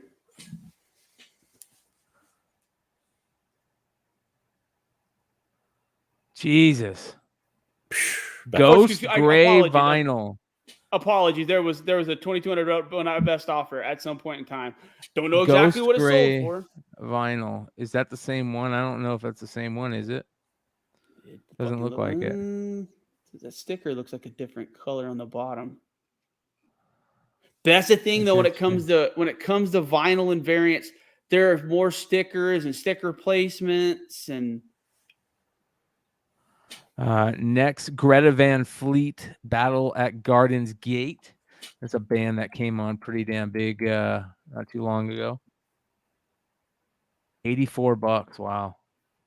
Another one of those ones that are $20 buy-in, and all you got to do, and look, that's someone bought and shipped that from the UK. Yeah. You won't believe some of the fucking. I should have showed them, but some of the big vinyls that were actually on this list that I have found at Walmart and like Shreveport and things like that.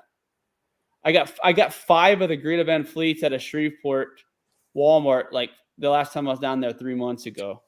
Yeah, if you can pick them up for $20 and throw them on eBay and get $100 from them, that's easy. That's easy pickings. And that's just go when you're in Walmart. Write down this list. When you're in Walmart, just take a stroll by, see if they got them. This is exactly what I do every week. I go to Walmart, vinyl, exclusive, and then I go to sold, and I briefly look to see exactly what has sold, what's popular, what's selling above $40.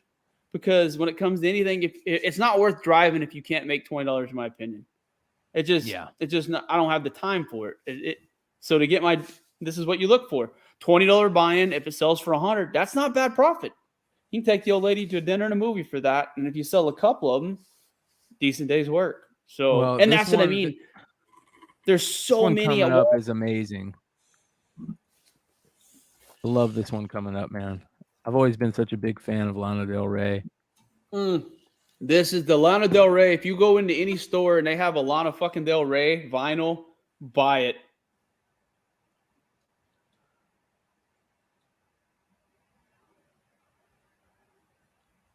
Yeah, look at that. $96. It's 11 bids. It's got 1 day left. Yeah.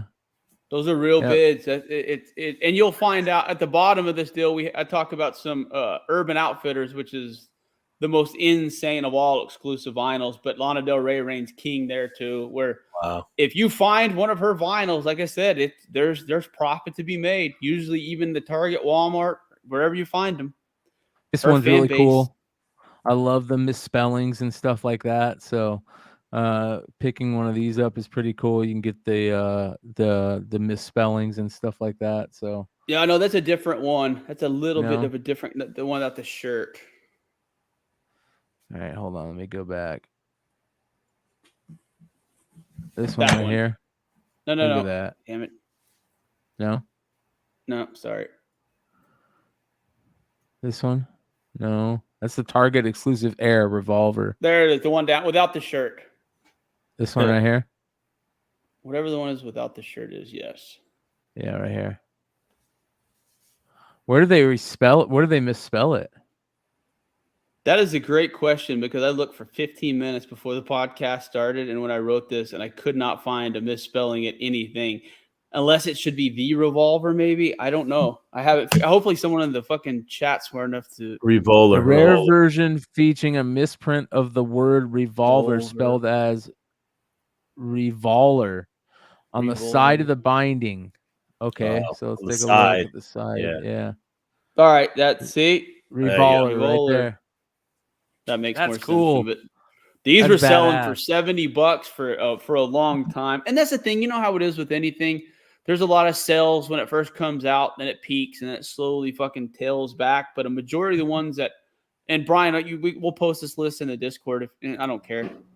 But majority of the ones have a shit ton of sales. This is another weird. Dude, there's a couple. Target has gotten really smart in the last quarter in this one.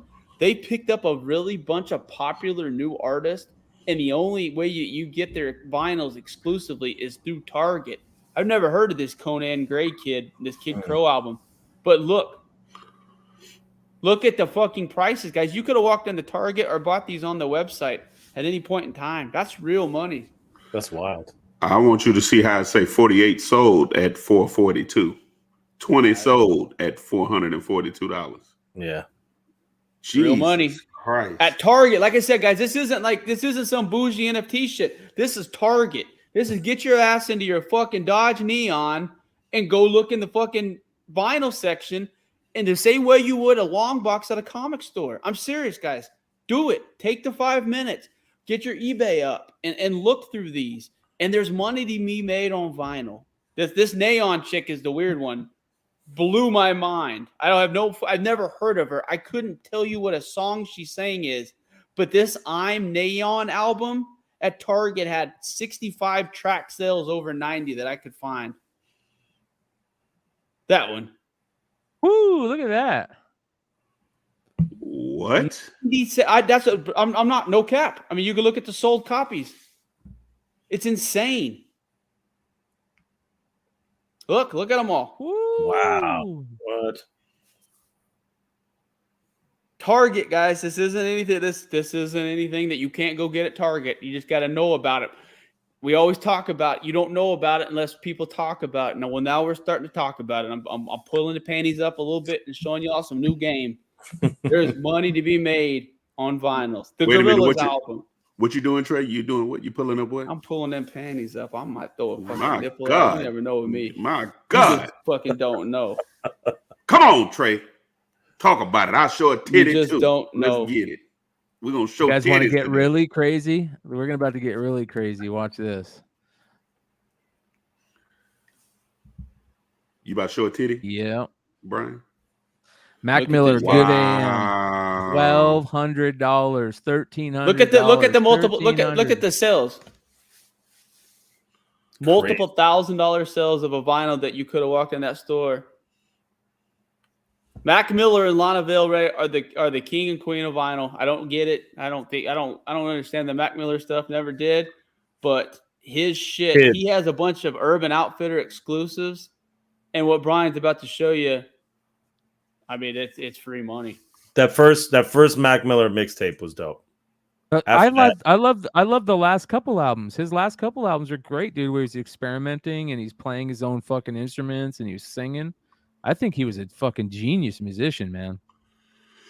Trey, wait 24 hours before we post this vinyl. I need to get out to some of these stores. Yo, for real, man. That's there's so much there, dude. There are eBay exclusive. There's Amazon exclusives. People and people search for the variants like we used to search for fucking Delatos and Matinas and I'm being serious. That's the correlation. Like people they want to be the guy that has one of the 100 clear variants of the Ozzy Osbournes or whatever it may be. Now there are a lot of trash. Don't get me wrong. Same as anything, but you kind of can filter the trash out. But hot artist and exclusivity usually equals pretty decent combination. Same with a lot of this. Mm-hmm. You look for the low print runs, the colors that have the least number of colors, and you try to scoop them up. So Ryan, he says, I'm going to use Discord tomorrow and visit all the Targets and Walmarts in H-Town. Ryan, look, I'm gonna give you some game, bro. Don't go to the hood because the hood ain't gonna have it. You want to go to like the Woodlands. I mean, if you're in Texas, people know what I'm talking about. You want to go to the Woodlands. You want to go somewhere far out. Oh yeah, we can do it. Yeah, absolutely. We can team up, split, of course. Marcus is throwing you off, Ryan. Don't. No. I believe there's enough money in the city for everybody. Houston, third largest city in America, fourth largest city in America. Excuse me. So it's enough places out here we can make some money. I'm just saying that don't go to the hood and do it because you go to the hood, they're not gonna have Lady Gaga. They're not gonna have. So you want to go where people are where like Rice Village. And I know some of people don't know about it because they're not in Houston, but like. You basically want to go to like your more rural areas, not more in the city, because in the city it's going to be sold out. Marcus is telling the truth. Like for some of these ones, there's not a lot of, for whatever reason, the rap vinyl Walmart exclusives and things like that haven't taken off like some of the other genres have. There's there hasn't been a big flippable one. Marcus is giving y'all a good game. Those managers at those smaller town Walmarts got a better chance of ordering Kidney Chesney and ZZ Top and places like that than some of the bigger cities. It's just fucking math and how life is. So that's my favorite thing to do is I used to drive a lot and stuff for my work. Dude, my favorite thing to do is to go a hole in the wall fucking Walmart and hit the card section, go look at the action figures. and to go look at the vinyl, and it breaks up my trips. And there's not any time I don't hit one of these Walmarts that I don't find something in one of those sections that I either want or can flip or can make Marcus envious of. Listen, So, I'm gonna tell fun. you, and so I see Aaron Yee, that's Yeezy Yee, right? So I'm gonna hook up with him anyway because I got some stuff I gotta give to him. But I know he said that he has Rice Village or some of these other areas covered. He lives in a suburb of Houston called Pearland. Bro, for him to be driving from Pearland, driving all the way to Rice Village, I'm telling y'all, the man is smart. He's going out of his area and going to go to some of these other areas and find what he needs to find. And I'm suggesting you guys do that too. Don't go look in your area. You need to go somewhere like, for me, I live in Katy. So for me, I'm not going to look in Katy. I'm going to go see if I can go further out to like the country town, Brookshire, Sealy. I'm going to go further. I'm going to go 30 minutes out where there's like only one Walmart and a JCPenney. And they got it sitting in there, you know what I'm saying? Because nobody is thinking to go buy this shit. So that's where I'm going to go grab it. Oh, bro, Target. Oh, yeah, JCPenney, bro, Montgomery Ward, whatever. Dude, JCPenney had me fresh in high school and a motherfucker. Mom and dad sent me up there with 60. I come back with 2 good outfits for 60. Absolutely. Absolutely. You know what I'm saying? I'm saying you got to start thinking outside the box with this shit because just like you guys are seeing it, you know what I'm saying? Yeah, you beating some other people, but the one thing about these comic folks, at least in Texas, at least in Houston, they're already on whatever's next. They're already thinking about whatever's next. I can't speak about it in other areas and other cities, but in Houston, violating 4 hunting grounds. No, I'm not. He says I'm violating 4 hunting.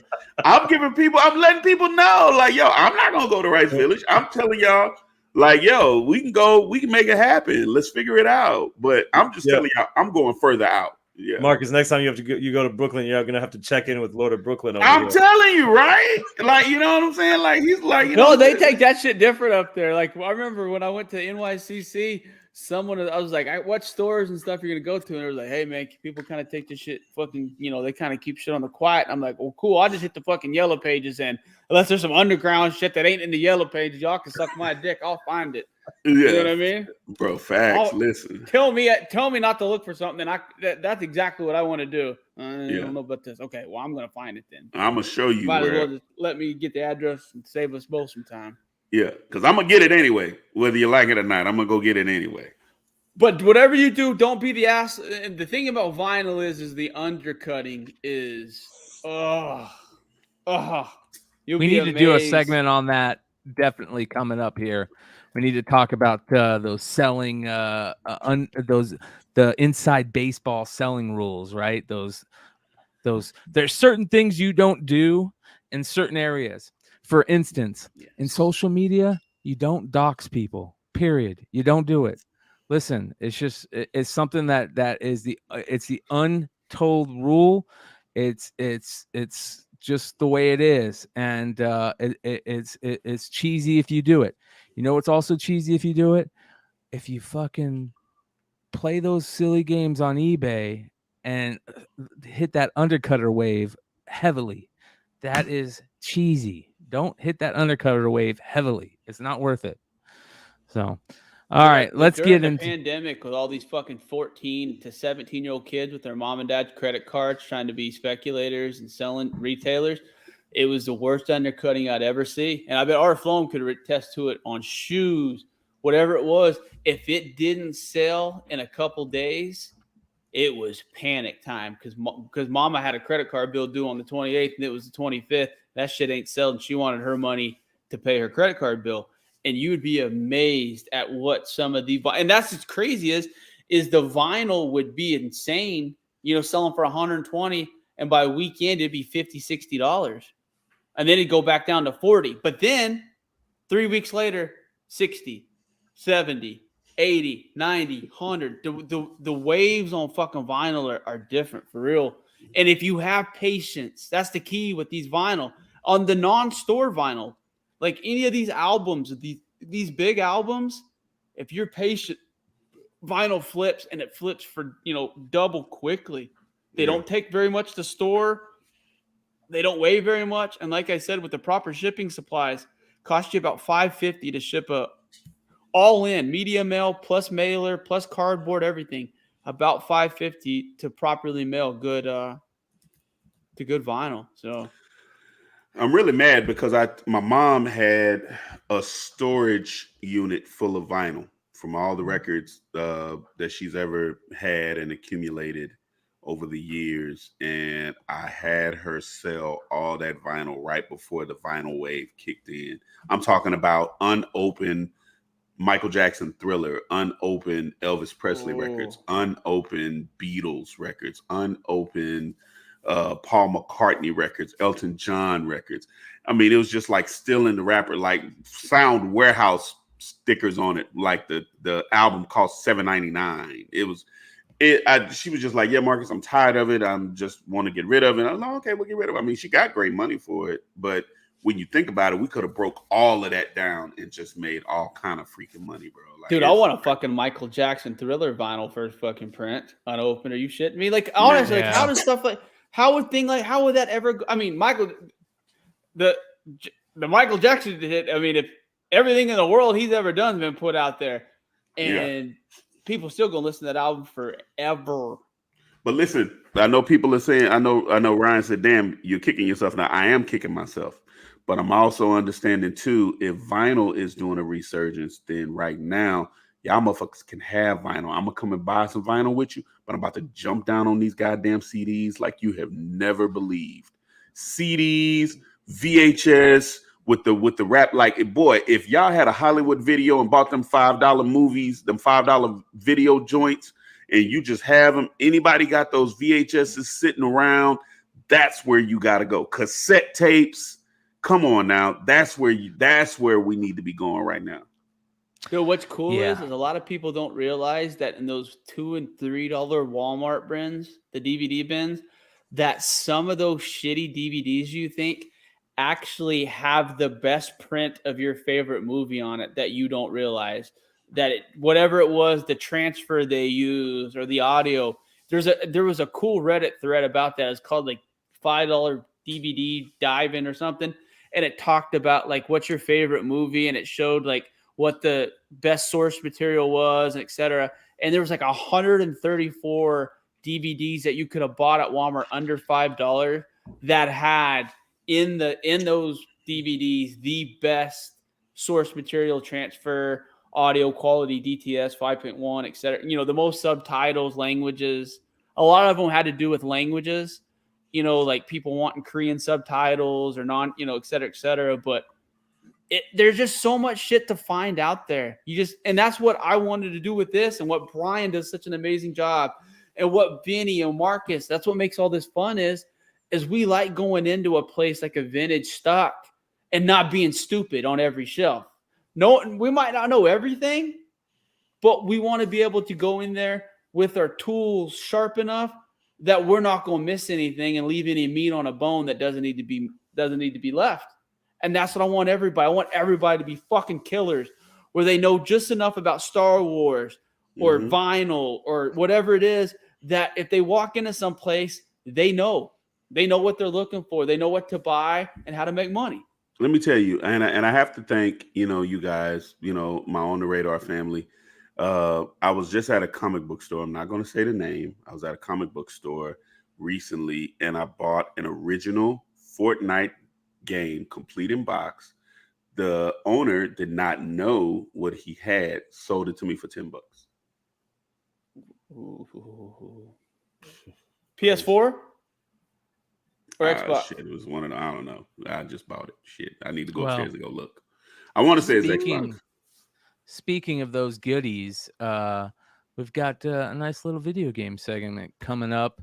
Our boy Vinny has got some new information that's being dropped. The WADA reports are starting to hit. Yeah, for a while there was only NES on the pop reports. So they were only doing sealed NES games, but now they've dropped a whole bunch of other consoles. So it's kind of just cool to see.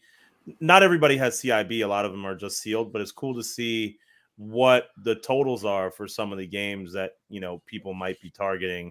So for some of these first ones, I'm probably just going to pick one or two out or a couple out. But like, Space Invaders, for example, there's only 235 copies of that graded across all of the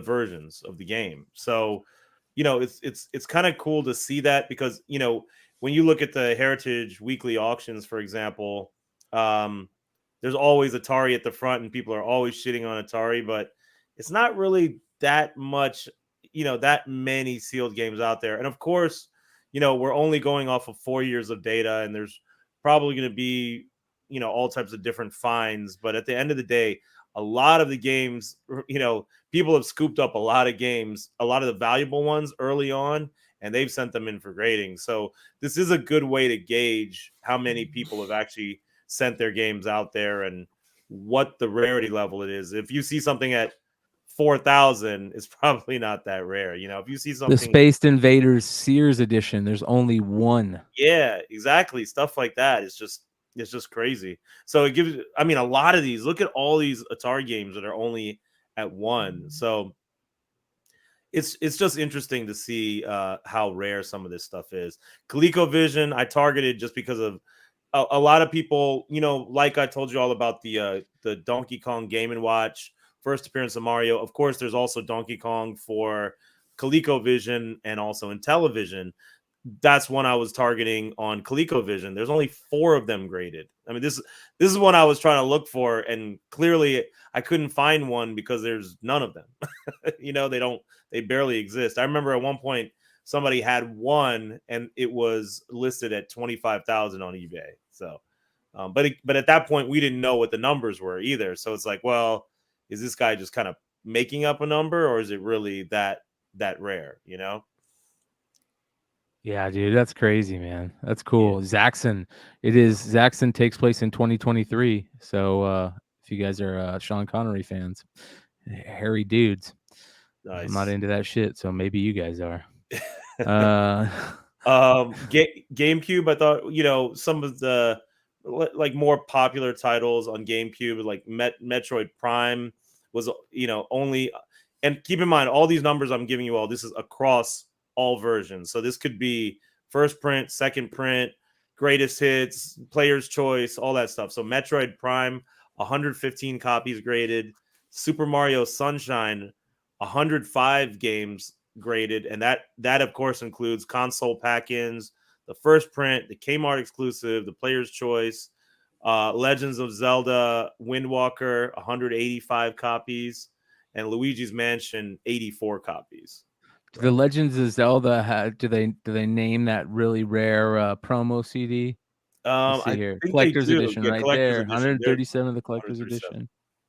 Does it show it? No, they don't show it. The one that I remember was the one that has. You're talking about the promo. This one right here. Yeah. Legend of Zelda, Wind Waker, Ocarina of Time, Master Quest, and then this one I think it is, right? It might be the one. No, this one's really rare right here. The Legend of Zelda with Wind Waker and Metroid Prime on it is super rare. This one with Ocarina of Time and the Master Quest is pretty cool, but there's a ton of them.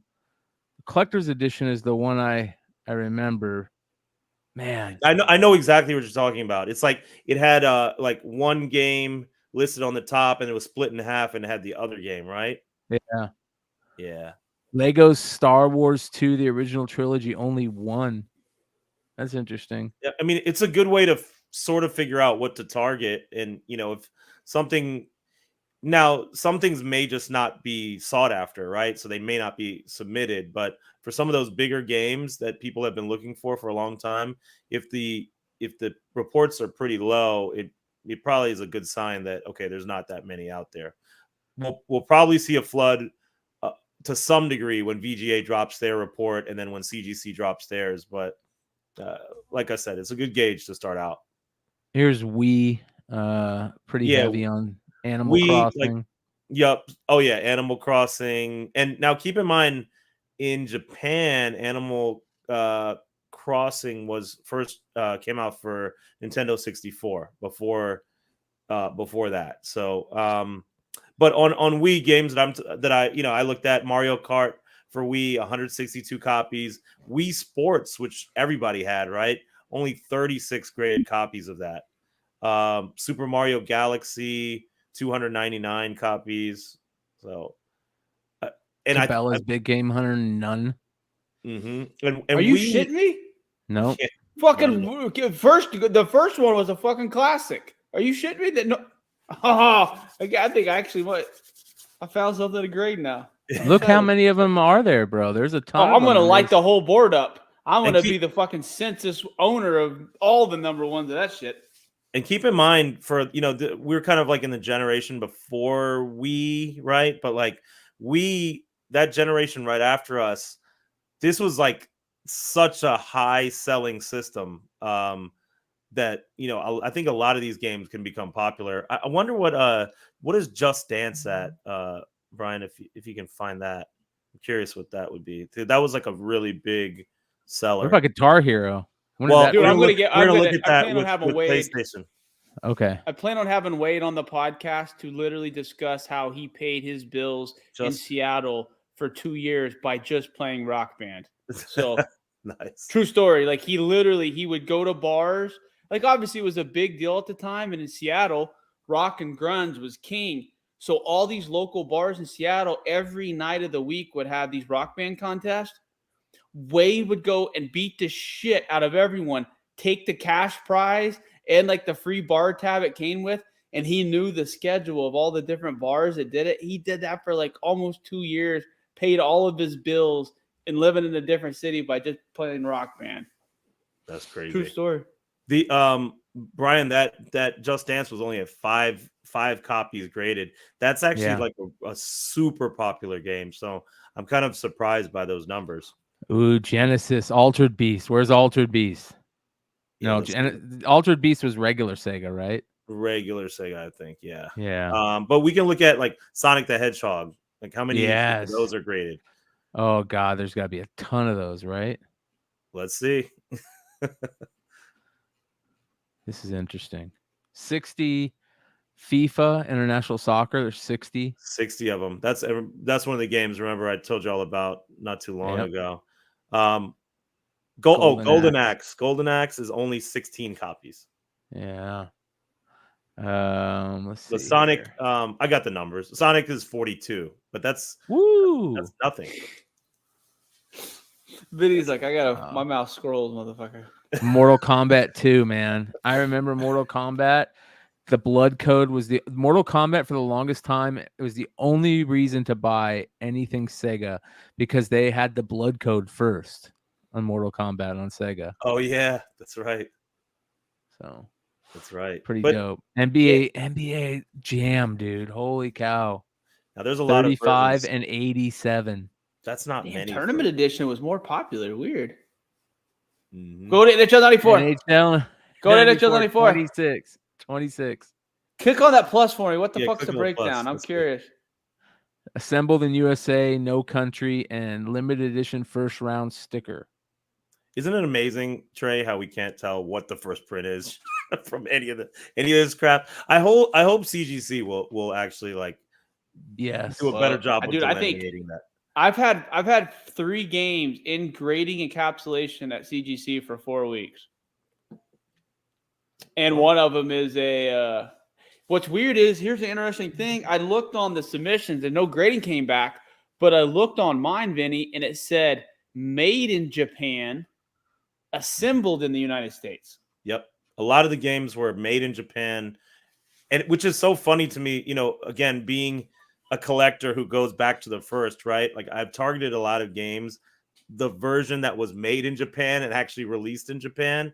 And US video game collectors a lot of times will target the made in Japan version, but completely ignore the actual games that came out in Japan. It's completely baffling to me because those are the games that they consider like the first print a lot of times. Okay, PlayStation was Tony Hawk on PlayStation 2 or PlayStation 1? PlayStation 1. Okay, dude, Tony Hawk, I gotta see. I believe. Yeah. Bro, it's the only reason I bought a PlayStation back in the day. So I was full in drug dealer mode, and I remember going to the store just to buy a fucking PlayStation just to play Tony Hawk.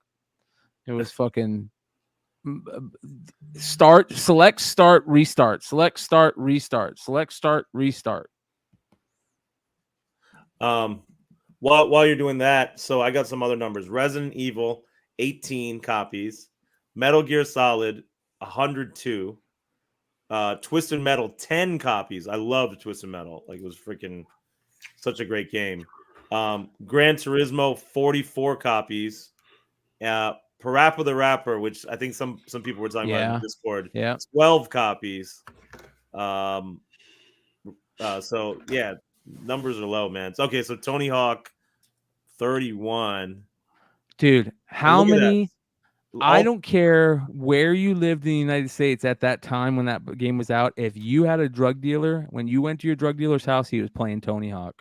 Dude, that is the most true statement. White people shit. Sorry, Marcus. Yes. If you were 100,000,000%.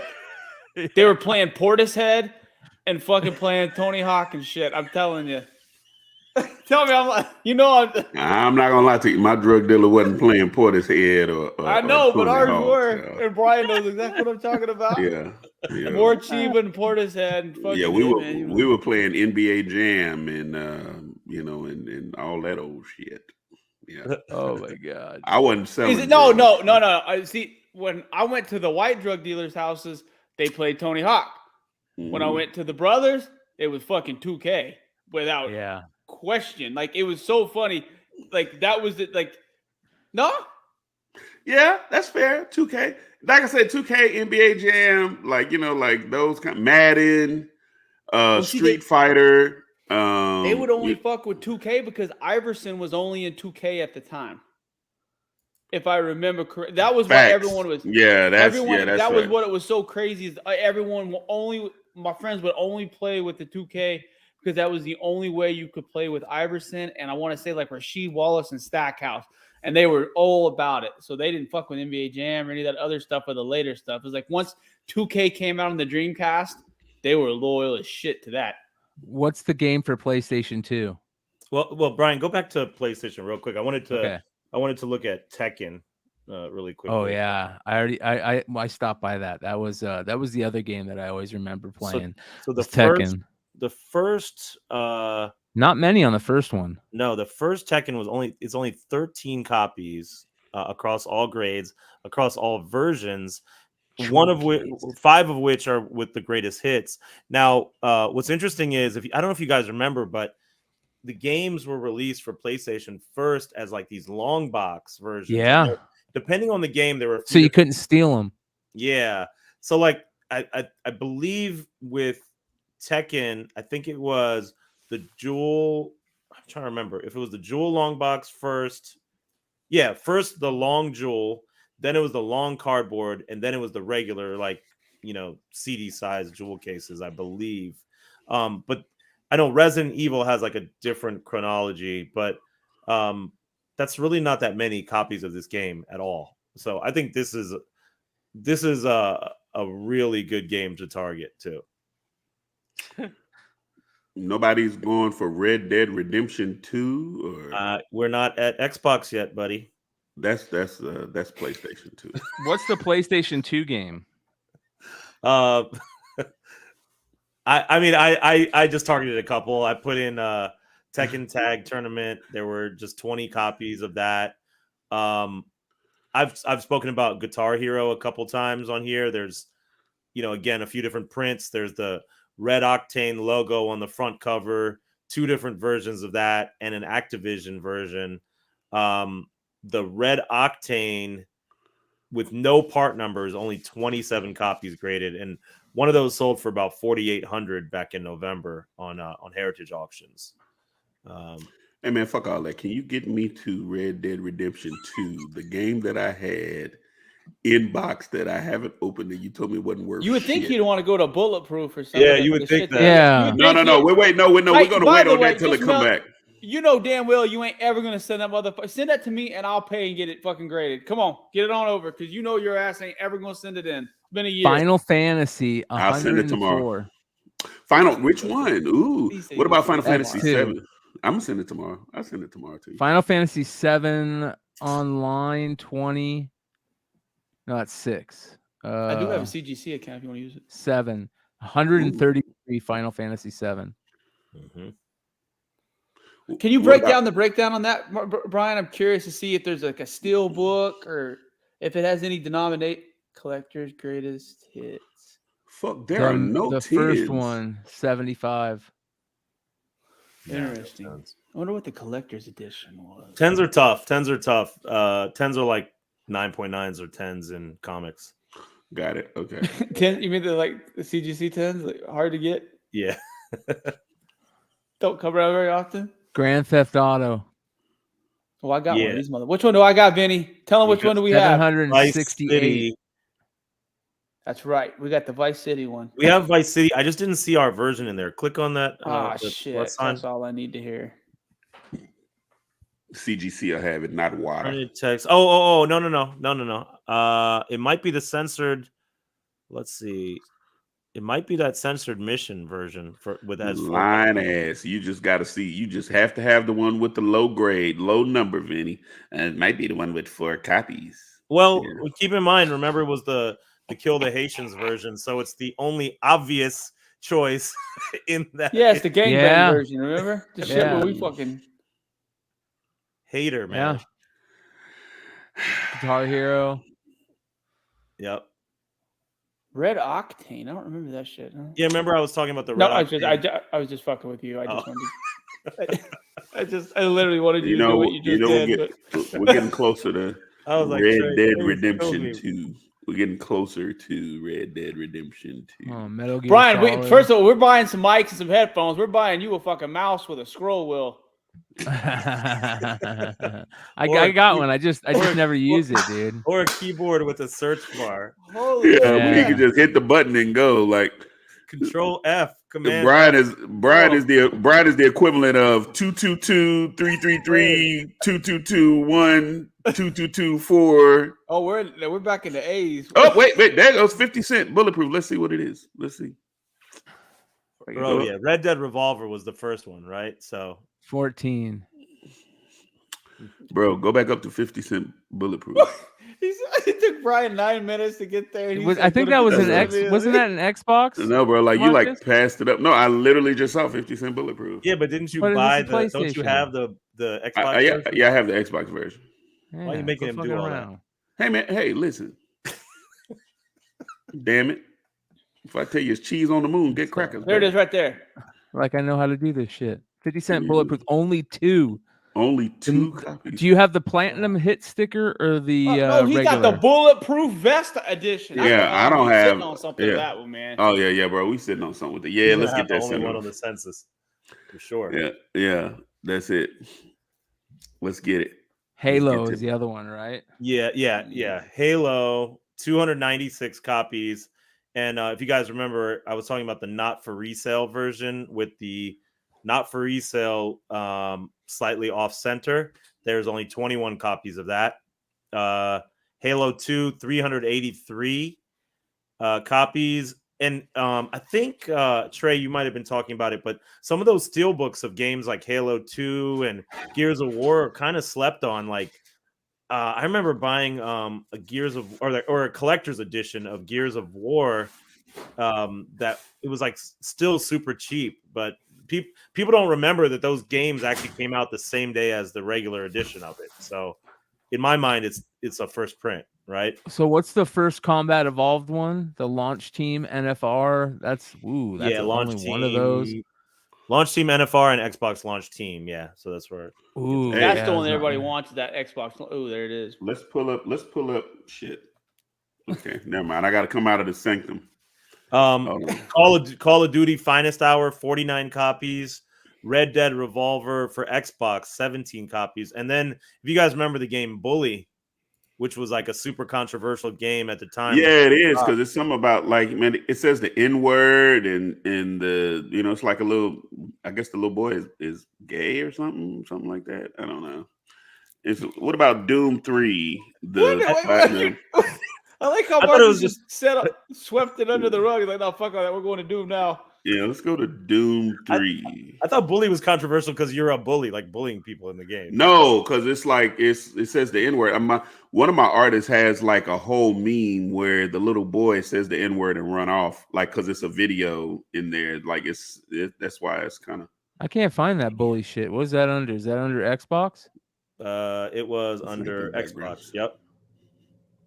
I don't see that Facts. shit. Should be down there a little bit further. I'm stoned, so. Are we Xbox? I don't remember where I found it. It might have been listed somewhere else. I just pressed Control F and found it.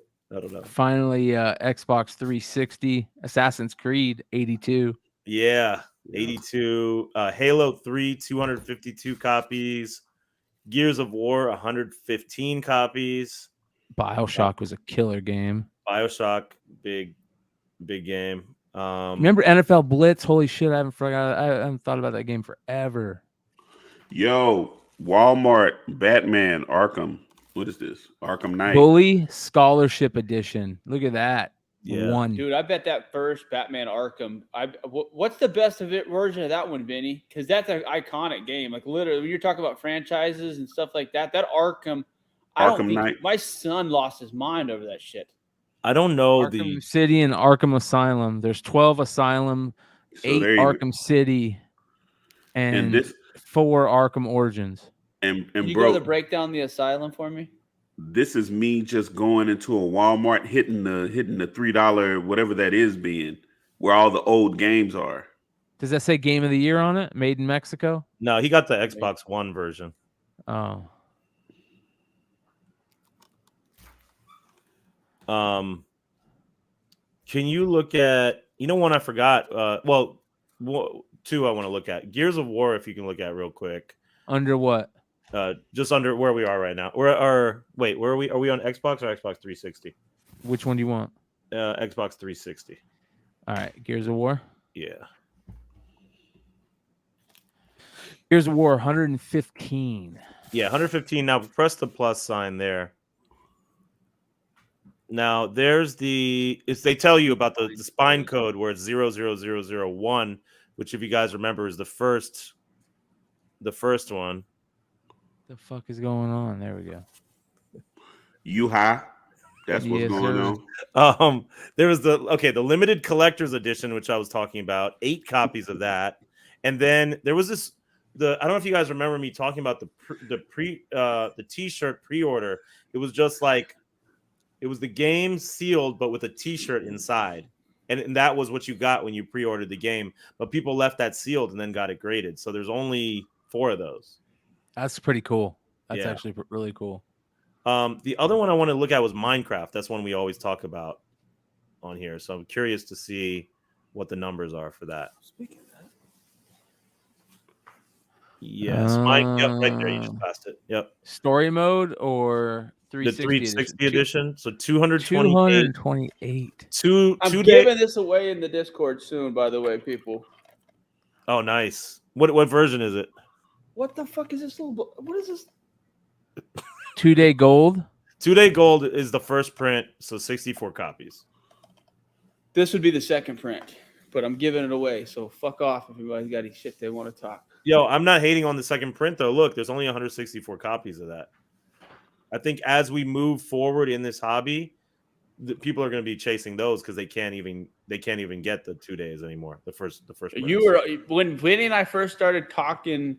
Seriously, he told me literally, he's like, what do I need to jump on? And he was like, the Doki Doki Panic stuff. And he goes, do you have a copy of Fortnite or Minecraft? And I said, no. And he's like, that's what you need to concentrate on. And that's what I did. That's why we drove all the way down to fucking Texas and picked up mine. And they're at the grading company right now because he was on that shit early. Like if you would have listened, if I would have paid attention when he first started talking about it, I could have got a graded copy for under $1,000 and a really good raw copy for $200 or $300. Then they jumped to $400 and then they went to $800. And now you can't touch a sealed, unopened copy unless you're Marcus for about $1,200 is what they're going for. Pretty fair assessment. And I will say, did you say you got one for 10? Fortnite? Yeah. I don't have Fortnite yet. I need Fortnite. What did you say you got at the beginning? Not Fortnite. You talking about the game. I got a Fortnite open, complete in box for $10. Yeah. Which is still good, guys. Good. A CIB Fortnite. Hopefully, if they didn't use the download code, that's even better. The DLC content, but the mere fact that I went and found it and saw it, and the dude didn't know. Think about how these comic book people move, bro. Like you would go into a store if he really knew what he thought he had. You paid. At minimum. I would have paid $100 for that because he would just those go for $125. See what I'm saying? Open, yeah. $100. What? Somebody had asked in the chat a little while ago why I'm not mentioning Chrono Trigger and games like that. The only reason is because they put out newer pop reports. So NES, SNES, some of those have already been available for a while. So I'm just looking at some of the newer pop reports that came out. That's the only reason. But of course, Chrono Trigger and all those games are classics. But just not going over that stuff today. Man, when Trey said you bought a Fortnite for 10, I thought he was talking about you bought a Fortnite for $10,000. I was like, oh no, fool, I ain't buy no damn Fortnite for $10,000. So that's where my mind, because we were just talking about a new one for $1,200, and Marcus can afford it, and I was just like, oh no, I ain't buying no Fortnite for $10,000. Shit, I guess I'm high too. Yeah, we are. Yes. So Chad is asking, weren't there 80 billion copies of those games made? Yes. No, actually, Fortnite was only about 10,000 copies. There was probably a ton of Minecrafts and these other games, but that's what makes this so interesting, right? Is how many people actually kept them sealed and are grading them. That's what's really interesting, is because there's so many people that played these games, but so few people who actually have unopened copies of them. And let me just piggyback on that with this. Who could we have told? Well, could you have told your younger self that, hey, don't open Super Mario Brothers because by the time you're 40, this shit is going to be insane. So just hold on to it. No way. And this is why, just to kind of circle back with the NFTs and shit, not trying to shove it down your throat, but this is the same piece of information that we're kind of pushing. It's like we're having a conversation about unopened video games and how they're selling for thousands of dollars. This is the same shit you could have bought at GameStop for $59, $49, brand new. You just sat on it, you know what I'm saying, and not opened it. And the shit is now worth a few $100. There's money in all this shit, bro. Like, that's why I say you got to start thinking outside of the box when it comes to this shit. Like, okay, you see vinyl's doing a resurgence. Well, what's next? It's got to be CDs. So y'all should be thinking about CDs right now and just grabbing as many CDs that you can at a cheaper price, unopened, whatever the case may be, or the rarer editions. I know Trey would always live at Best Buy and get those steel books. I remember when Trey would grab those steel books, and I would just go and I'd kick myself in the ass because steel books would go worth stupid money. And then I got the regular ass $5 version of it. And, and I'm just mad because Trey was like, yo, you should have went and got this. It was like 10 extra bucks. And now it's like $1,000 book, $1,000 steel book. That's what sucks. You got these stupid, dumbass motherfuckers like Mr. Roboto who don't know what they're talking about, saying DVDs are worthless. I promise you, go look up steel books and DVDs and look up sold, and your definition of worthless will show you exactly how worthless your definition is. Because I've been fucking making money. A lot of people have been making money off steel books for a very, very long time. Trey's been talking about steel books since Unpressable. Yes, he's been on it since Unpressable. What'd you say, Brian? I just got a picture from a listener who says he is currently in Walmart looking at vinyls because we're talking about it. So shout out to our boy Jesse James Comics, my OG. Shout out to Jesse. Bro, is that Essential Johnny Cash? Oh my God. Yes. That's living the podcast right there. That's literally, he's in it. He sees the vision, guys. Ultimate pivot right there, man. He is the ultimate pivot master. Shout out to Jesse James Comics, Comic Book Shopping Network. You guys are going to see me on there soon, so be keeping your ears open about that. I'll be on. And here's the thing, Brian. I'm sorry, I ain't want to cut you off. He jumping all y'all ass right now. He jumping us. We talking about it. He's like, okay, no problem. He's working. That's what I mean. That's what I love. Dudes that, like I said, that ain't afraid to go get in their fucking car, go spend their gas money, walk their ass to the section, and go dig through that stuff. There's money to be made in retail stores. If you know, dude, there's money to be made in fabric, guys. Y'all want to talk about some crazy shit? You know the fabric sections at Walmart? I learned some game a couple of weeks ago. There was a bunch of old ladies lined up, and there's certain fabrics that come out the same as we talk about everything else. There are certain things you just got to know about them. I'm going to have a fabric spec before the end of the year. I promise you that. Because no, there was literally 14 of these ladies, and they were fucking in line, and you could tell that they were angling for something. You could just tell they had a nervousness to them. I was like, what is going on? And she's like, they're releasing a certain denim that they only release once a year, and something else, like a Winnie the Pooh something. And I'm like, oh my God, there's something else I don't know about. I had to go, but I was like, it's fucking cool. Nah, man, I'm gonna tell you, and I'm gonna move on. I told Vinny Christmas holidays. I told Vinny, I said, hey, bro, and he was out. That's why he's laughing, because he already knows. Yeah. He was out. I went to Walmart. I grabbed these things called magical mixies, bro. Go pull it up on eBay, Bryan. Magical mixies. Magical mixies. It's like a little crystal ball, and you wave the wand, and the smoke come up, and the little thing come out. The little Furby comes out. Whatever. So they're in Walmart. And they're super cheap. Right? They're super cheap. I said, let me just go out here on eBay and see what these magical mixies are going for. Bryan, pull that shit up and see what they sold for. See what they were selling for. So not this. Let me pull that shit up. Go highest. Go highest. Go back up. Go high. Look at that shit. 59, 49. No, go look at this shit.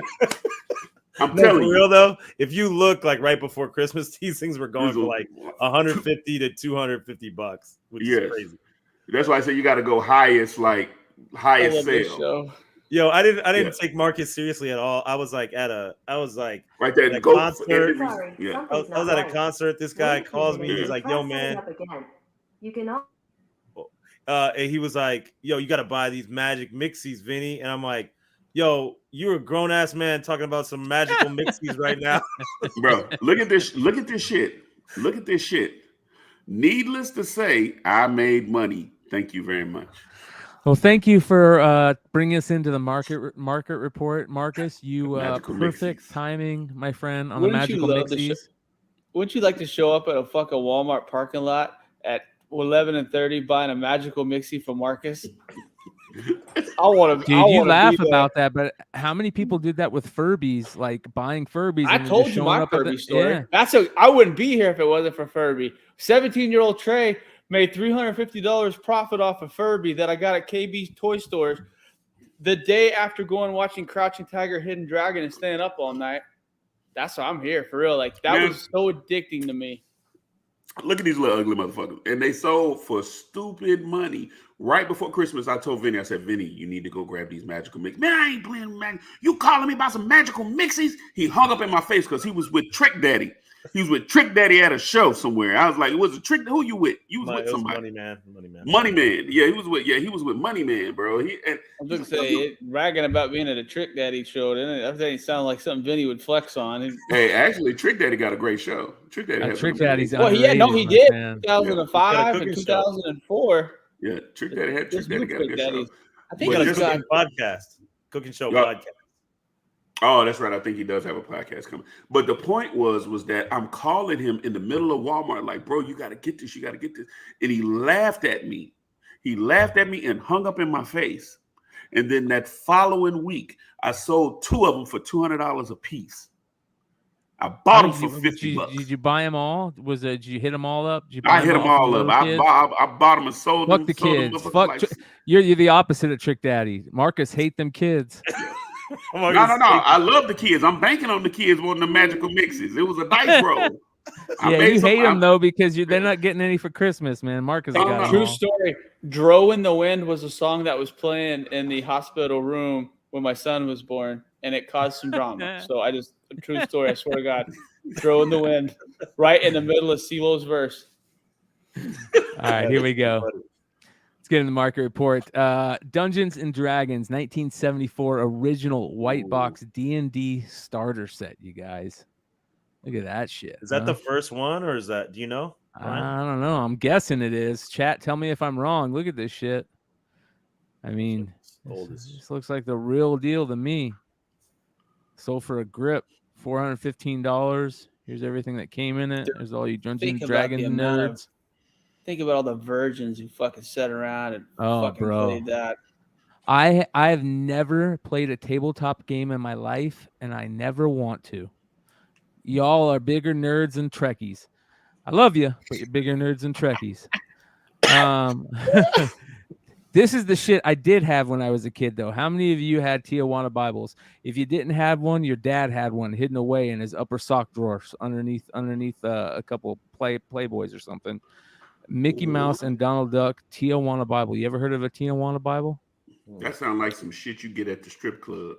Tijuana Bibles are mini comics that were nudie comics that you got across the border, and they were mini comics, and they were nudie comics. Mickey Mouse and Donald Duck. It was hentai before hentai. I don't know how they got down with this shit back then. I don't know how they get down with it now, but it sold for $406. So you think Disney knew about that? Donald Duck showing his wee and everything. I like how he put a piece of fucking duct tape over his dick. Like what duct tape? He had to cut a random corner of duct tape to cover the dick. Mickey Mouse and Donald Dick. Yeah, that's just what it is. $406. All right, everybody went crazy over the swastika this last week on a comic book. You guys are silly. All right, I get it. It is a horrible sign, but look at what this sold for, you guys. This shit straight up sold for $1,451. And if you guys don't think those things don't sell, you guys eat ranch on your buffalo wings. Go fuck your mother. Fuck your mother. Wow. Go fuck your mother. Next up, Bryan Boland, original Joker sketch on a Killing Joke variant. This is I've never seen this. Shout out to Josh and Aaron Yee. You guys, is this a foreign blank variant? It's from 2016. Bryan Boland sketch.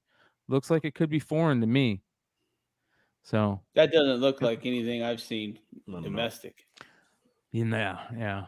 Kind of cool. It's a pretty cool, quick little Boland sketch. I like shit like that. $319. That's not bad.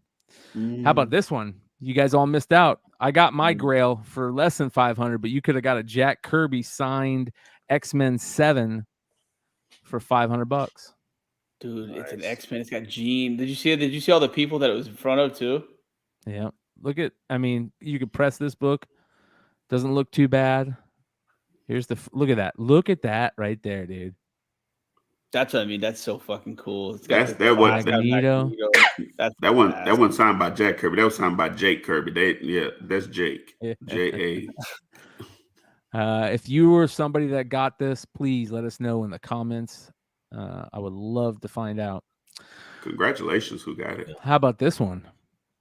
First print Teenage Mutant Ninja Turtles, $13,656. You guys. Raw. Shit, let me go upstairs and crack my first print. Let me see if I can make some money right quick. Got a little. What's your first print? What did you? What the fuck is he doing? Yeah, he's putting those nice. Get your fucking fat thumb off that goddamn back of that. Oh. And still sold it. Watch that. Took the picture and still sold it for $13,000. Brian, go back. Please. He probably did that while he was taking the photos. He just cost himself $800 with a photo. Oh. Do you think he tripping? He probably found that somewhere. They just, he doesn't even know what he's got. He don't know what he has, bro. So he happy that it sold for $13,000. He would have took $13. No, I take it back. He would have took some money. He just said $1,300 at least because he's like, it's Teenage Mutant Ninja Turtles first print. Look at that, dude. It's signed on the inside. Are they all signed on the inside like that? No, that like one of the first couple hundred were signed. So I mean, he's got something, but I just can't get over if you expect that guy to ship that book to you safely after spending $13,000 based on the photos I just saw. Good luck. That's scary. Look at his hand. It look all greasy and shit. There's Cheeto dust. I guarantee it. There's forensic Cheeto dust on that cover. Wow, dude. Staples are clean with no tears. More pictures are added with a different camera. Yeah, you did yourself no favors there. All right. Is that an optical illusion, or am I crazy, or is that literally just a thumb indentation? That's what it looked like. You're not crazy, bro. I'd be tripping out too. That's exactly what I thought. Look at that.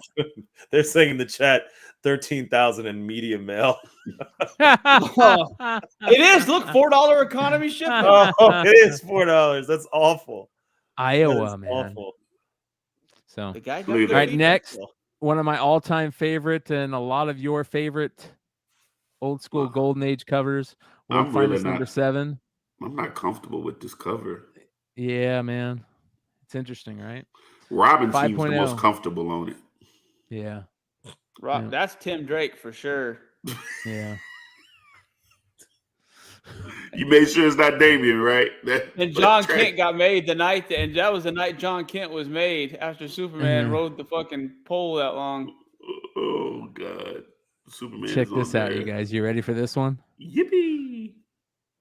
Amazing Spider-Man 688 9/6 signature series sold for $660. Jesus Christ, I had that book. Dude, we talked. The theory is, unless he's drawing boobs, guys won't buy his covers. Yeah. Yeah, I guarantee if Lizard would have had a set of double D titties, that would have been a $1,400 9/6. Yep.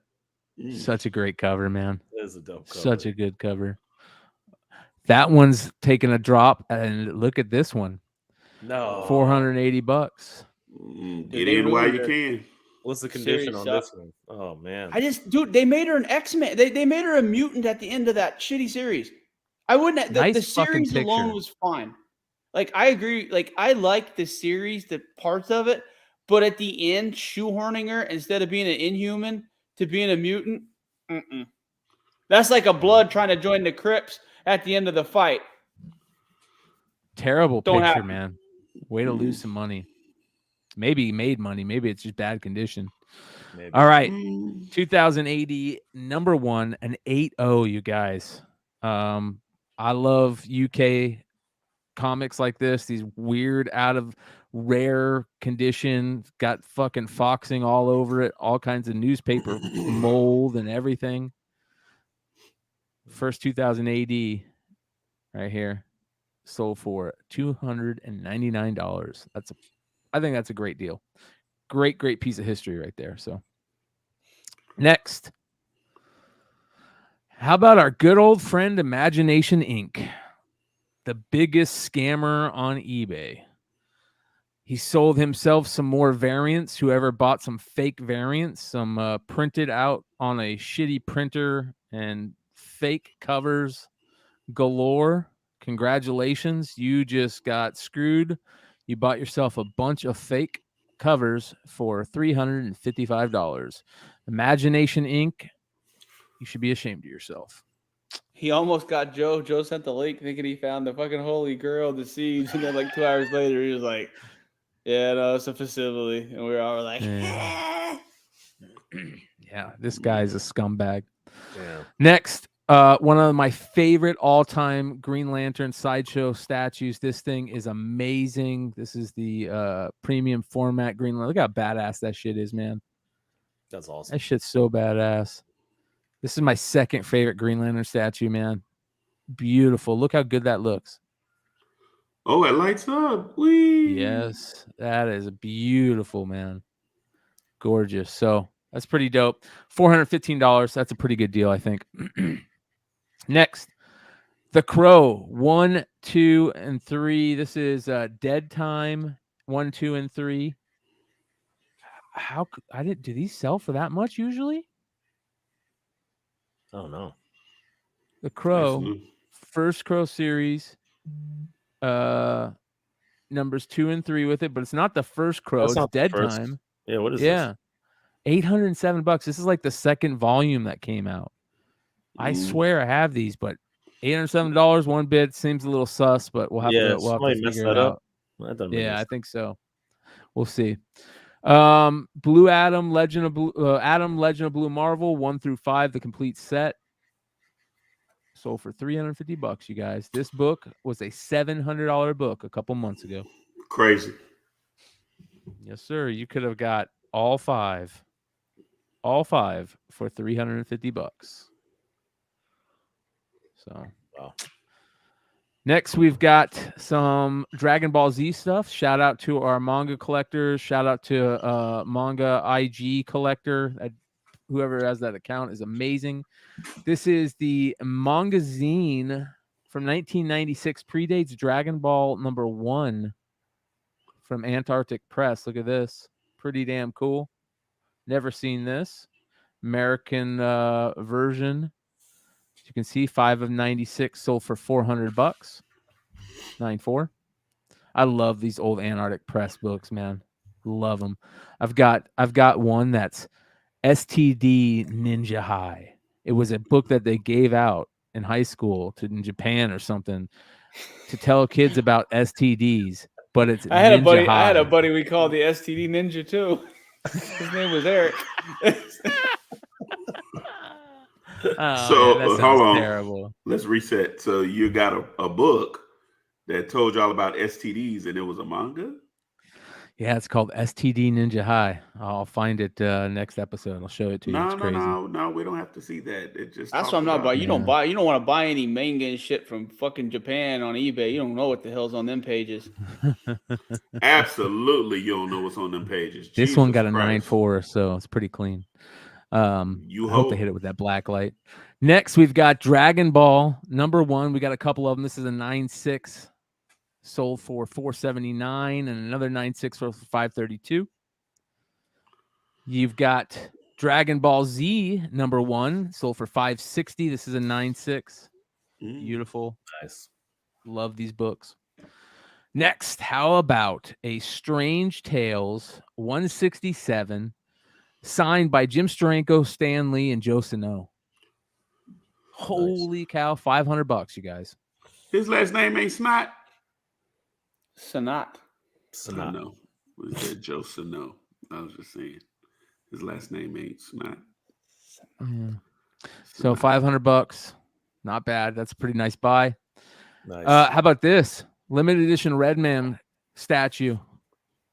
Yeah. Only 500 made. You ever seen these? Dude, I would. Yeah. I would These are the totally buy that. Scartaccio. Yeah, they did the Biggie one, right? Yeah, he did a few of these. He just did a Nas one, and there's something about these personally. I can't get into with all the diorama and all that stuff. I don't know. I don't know why. It's just me, personal preference. But I've been seeing. I'd pay two.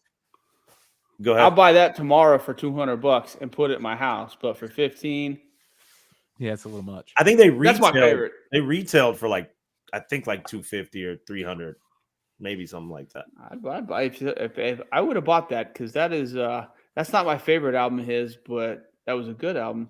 That was Who Dat, right? Or I'll Be That. Yeah, that was like third album, maybe something like that. Can't remember. I didn't go past really the first album. The first album was my favorite. Muddy You think Water. that's And crazy? There's a Dark Side. No, the first album is What the Album. The album. Yeah. Time for Some Action. Superman Lover. Yeah. How to Roll Is a that the one Blunt. with the head in the? How to Roll Is a that the Blunt. one with the head in Yeah. the sand? No, that's the one where he got his hands There's a painted Dark Side. red, and it's just Yeah.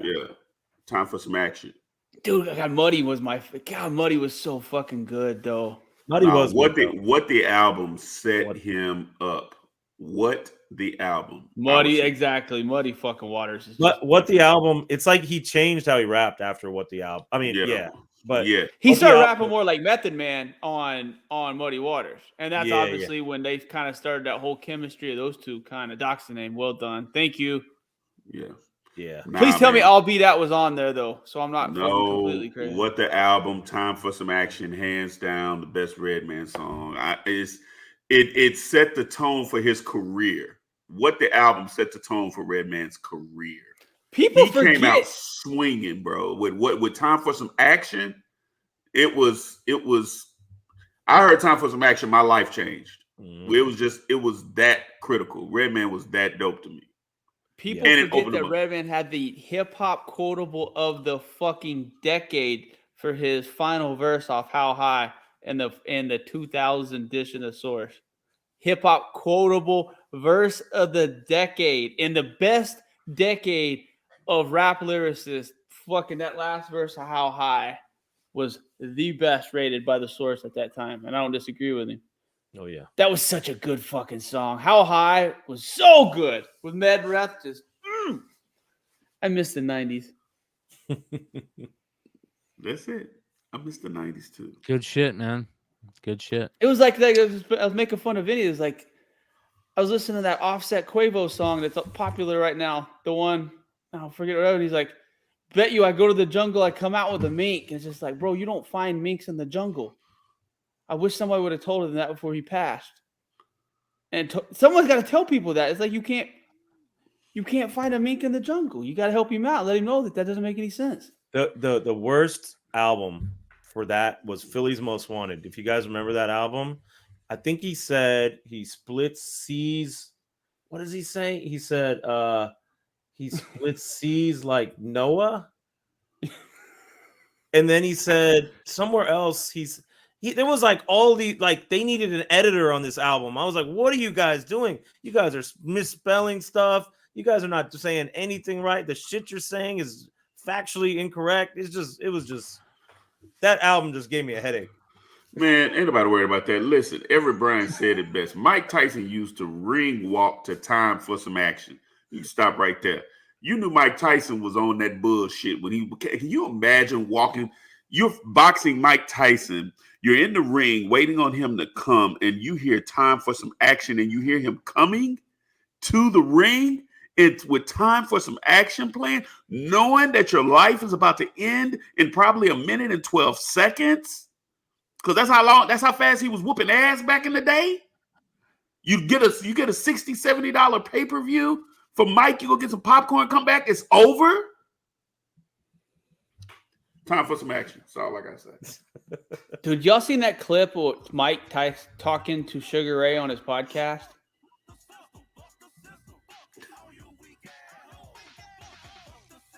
Yeah. You heard this? Okay, I'm not too crazy. I thought someone was playing some shit. Bro, play Time for Some Action, bro. That's what you need to be. I just got done playing it. You didn't hear it. You didn't play it.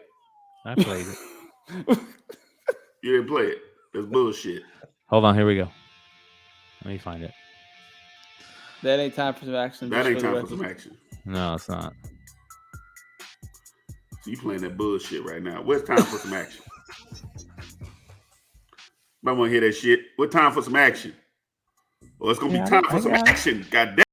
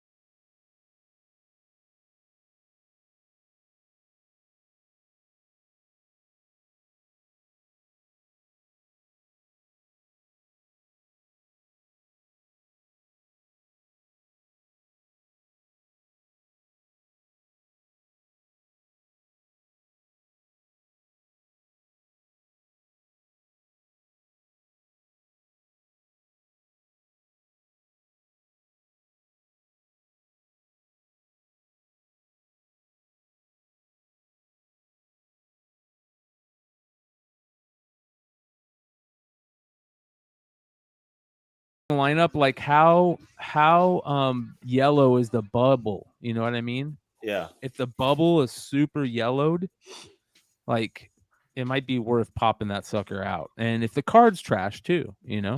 Yeah. So this one is another one that we all missed out on. Nintendo Power issue number 1 for $250, but not just any regular Nintendo Power. The free. Yep. That's the crazy. sample copy. Yeah. Wow. Yeah. So somebody got very lucky. There you go. $250 on that. Congratulations. And now to end out the market report, What? some really amazing stuff. I'm glad we were talking hip hop to end it. That ended tonight? Somebody throw a motherfucking link up. Biggie Smalls show flyer from 1993, original handbill, says at the Palace nightclub in New Rochelle, New York. Pretty damn Dude, look party at Party and and Bullshit. That's his first fucking with song. I mean, that's legit as and it that's gets. Tupac, right? Isn't that what he did with No. Tupac? No, he was basing his style off of Tupac at that time, right? And Party and Bullshit. He had like a different style. He had a more Tupac style. I remember Tupac saying something back in the day when he was giving shit to Biggie about something, and he said that back when Biggie was on his Party and Bullshit stuff, he was trying to copy Tupac's style, and then he changed it up after that. Now, well, I could be wrong. Time, Tupac was fucking a backup dancer. Fucking no. This is way. That was after. I don't even think Biggie was even doing anything when Pac was a backup dancer. Well, I mean, I'm saying though. I mean, Pac can say whatever he wants to about Biggie, but you know, Biggie was never a fucking backup dancer for, you know, whatever it was. Look at this. Raunchy reggae and hip hop hooray mix from 10 p.m. until Skins $5 with flyer, D's Nuts $5 with flyer before 11:30. You got Come As You Are, 18 to party, 21 to drink, free t-shirts, posters, and tape giveaways. Could you imagine having those still too? So here you go. Dude, if that wasn't like, it looks a little faked. I don't know how the hell that sheet of paper is that good a condition, but I would have bought that. Dude, a lot of people, I kept a lot of flyers when I was a kid. Here's the other side. Pooba's house, Grand Poobah, with where the fuck is Mel at when we need him? Right? Wow. So, someone wake Mel's ass up. Pretty amazing, man. $766 this sold for.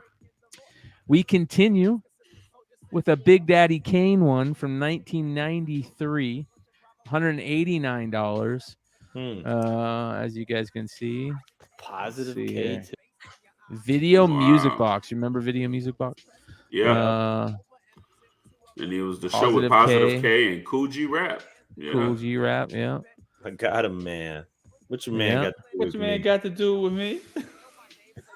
Big Daddy Kane, man.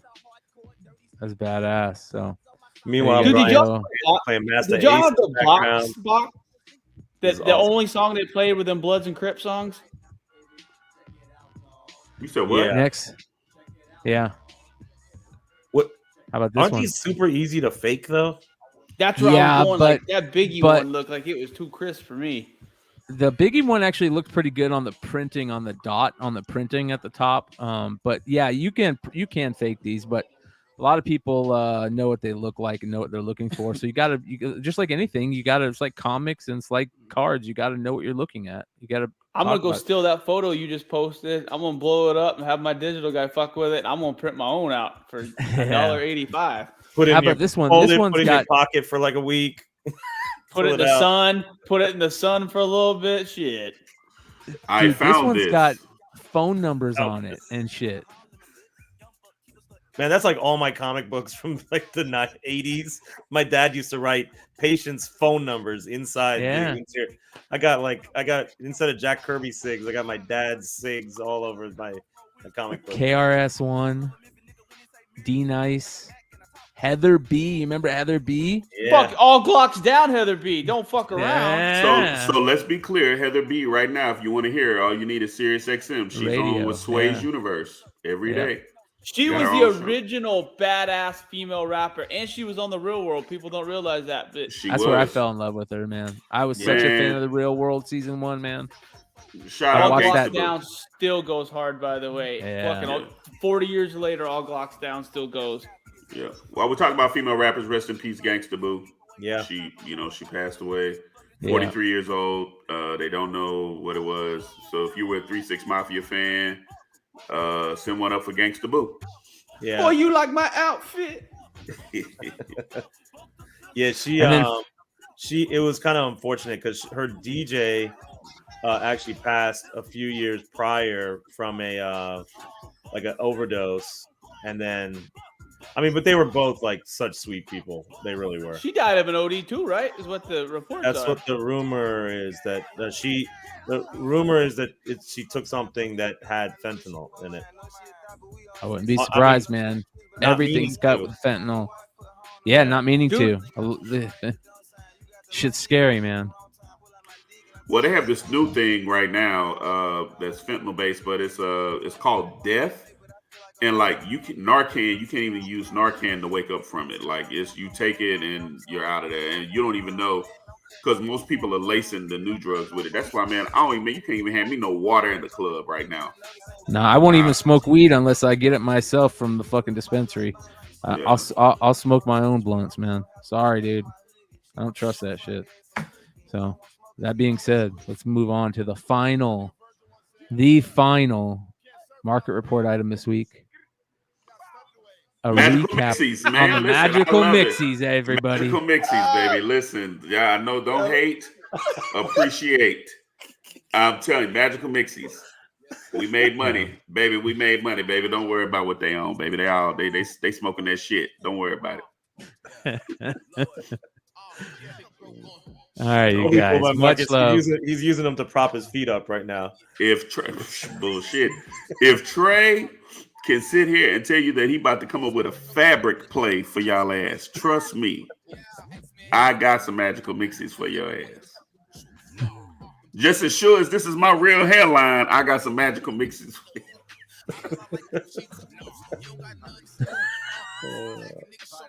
Oh man, that shit's great, man. So, bro, I don't know how the fuck you are caught. I literally feel like there's someone rapping in my foot. Like, they're next is that to still me. going? Oh, I don't know how, but I swear to God, I thought some motherfucker has been trying to sell a mixtape to me for 4 minutes. Trey, was it loud? I didn't realize it was loud. No, but you had Master Ace going for the longest time. Trey, listen.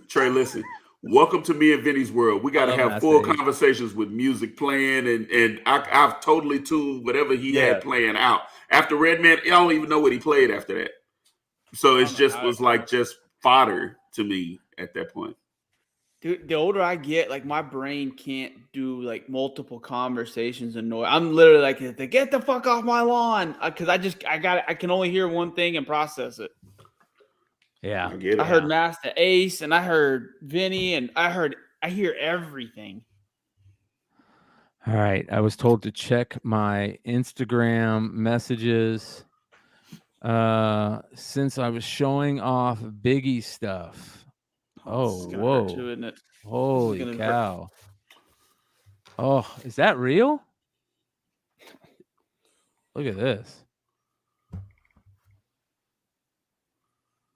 A signed Ready to Die. God, I thought you were about to say a signed. I thought it was Mel. I did too. I was like, if that's a fucking Mel variant, I'm hanging up. But holy shit. To Ed, keep banging. Big. Wow. Man, I signed that. Don't be fooled. That ain't his signature. I signed it. I'm lying. I didn't sign that. That's cool, man. That's super cool. That's badass. That is badass. Congratulations, bro. That's so dope. Yeah. Well, Ed got it. Much. Congratulations, Ed. Ed, you got it. How much did that go for? It didn't. It's his. He sent me to. He sent me. Oh, he sent it. Oh, okay. Yeah. That's shit crazy. Sent me an IG. Yeah, dude. That's dope. That's crazy, bro. That's pretty amazing. Vinny, How much do these go for? You got a Hot Wheel in it. Challenge accepted edition. I don't know. Oh, I don't know. That's really cool though. I don't know. Yeah. See, that's the kind of shit. Yeah. Oh yeah. That's actually some cool shit. I'm on a mission, brother. I'm gonna get these games, bro. Nice. $10. Well, $15 at Walmart. 15, No, that's really 15. cool. I love those games that had like little toys in them. I remember there was an NES game like that. I forgot the name of it, but people go crazy for it. But you got to think about it. Hot Wheel collector, if it's graded, comes back high, it's money waiting to be made. Dude, that's so crazy. You're talking about Hot Wheels because I bought a Hot Wheels 2 days ago. The first one I've ever bought. Just so people don't think I'm bullshitting.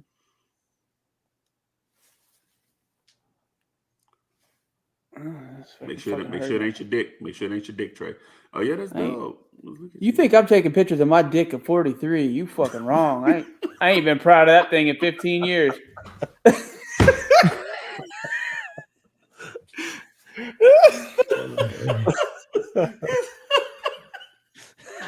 I mean, it is what it is. He said, I ain't been proud of that thing in 15 years.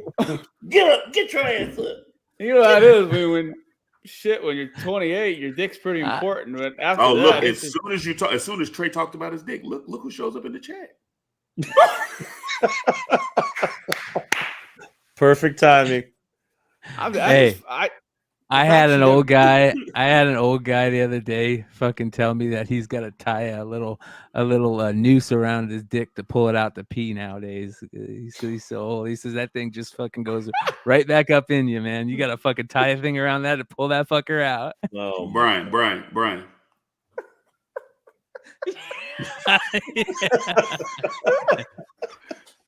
You ain't got to tell me. Yeah.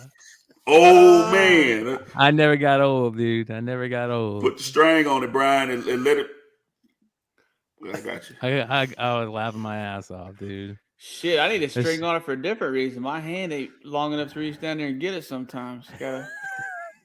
I'm done. Oh, man. Oh my god.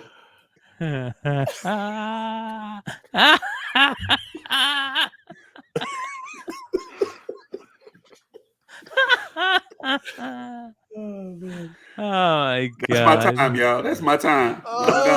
That's my time. I think it's time. That being said, you guys, much love. We will see you guys next week. Adios.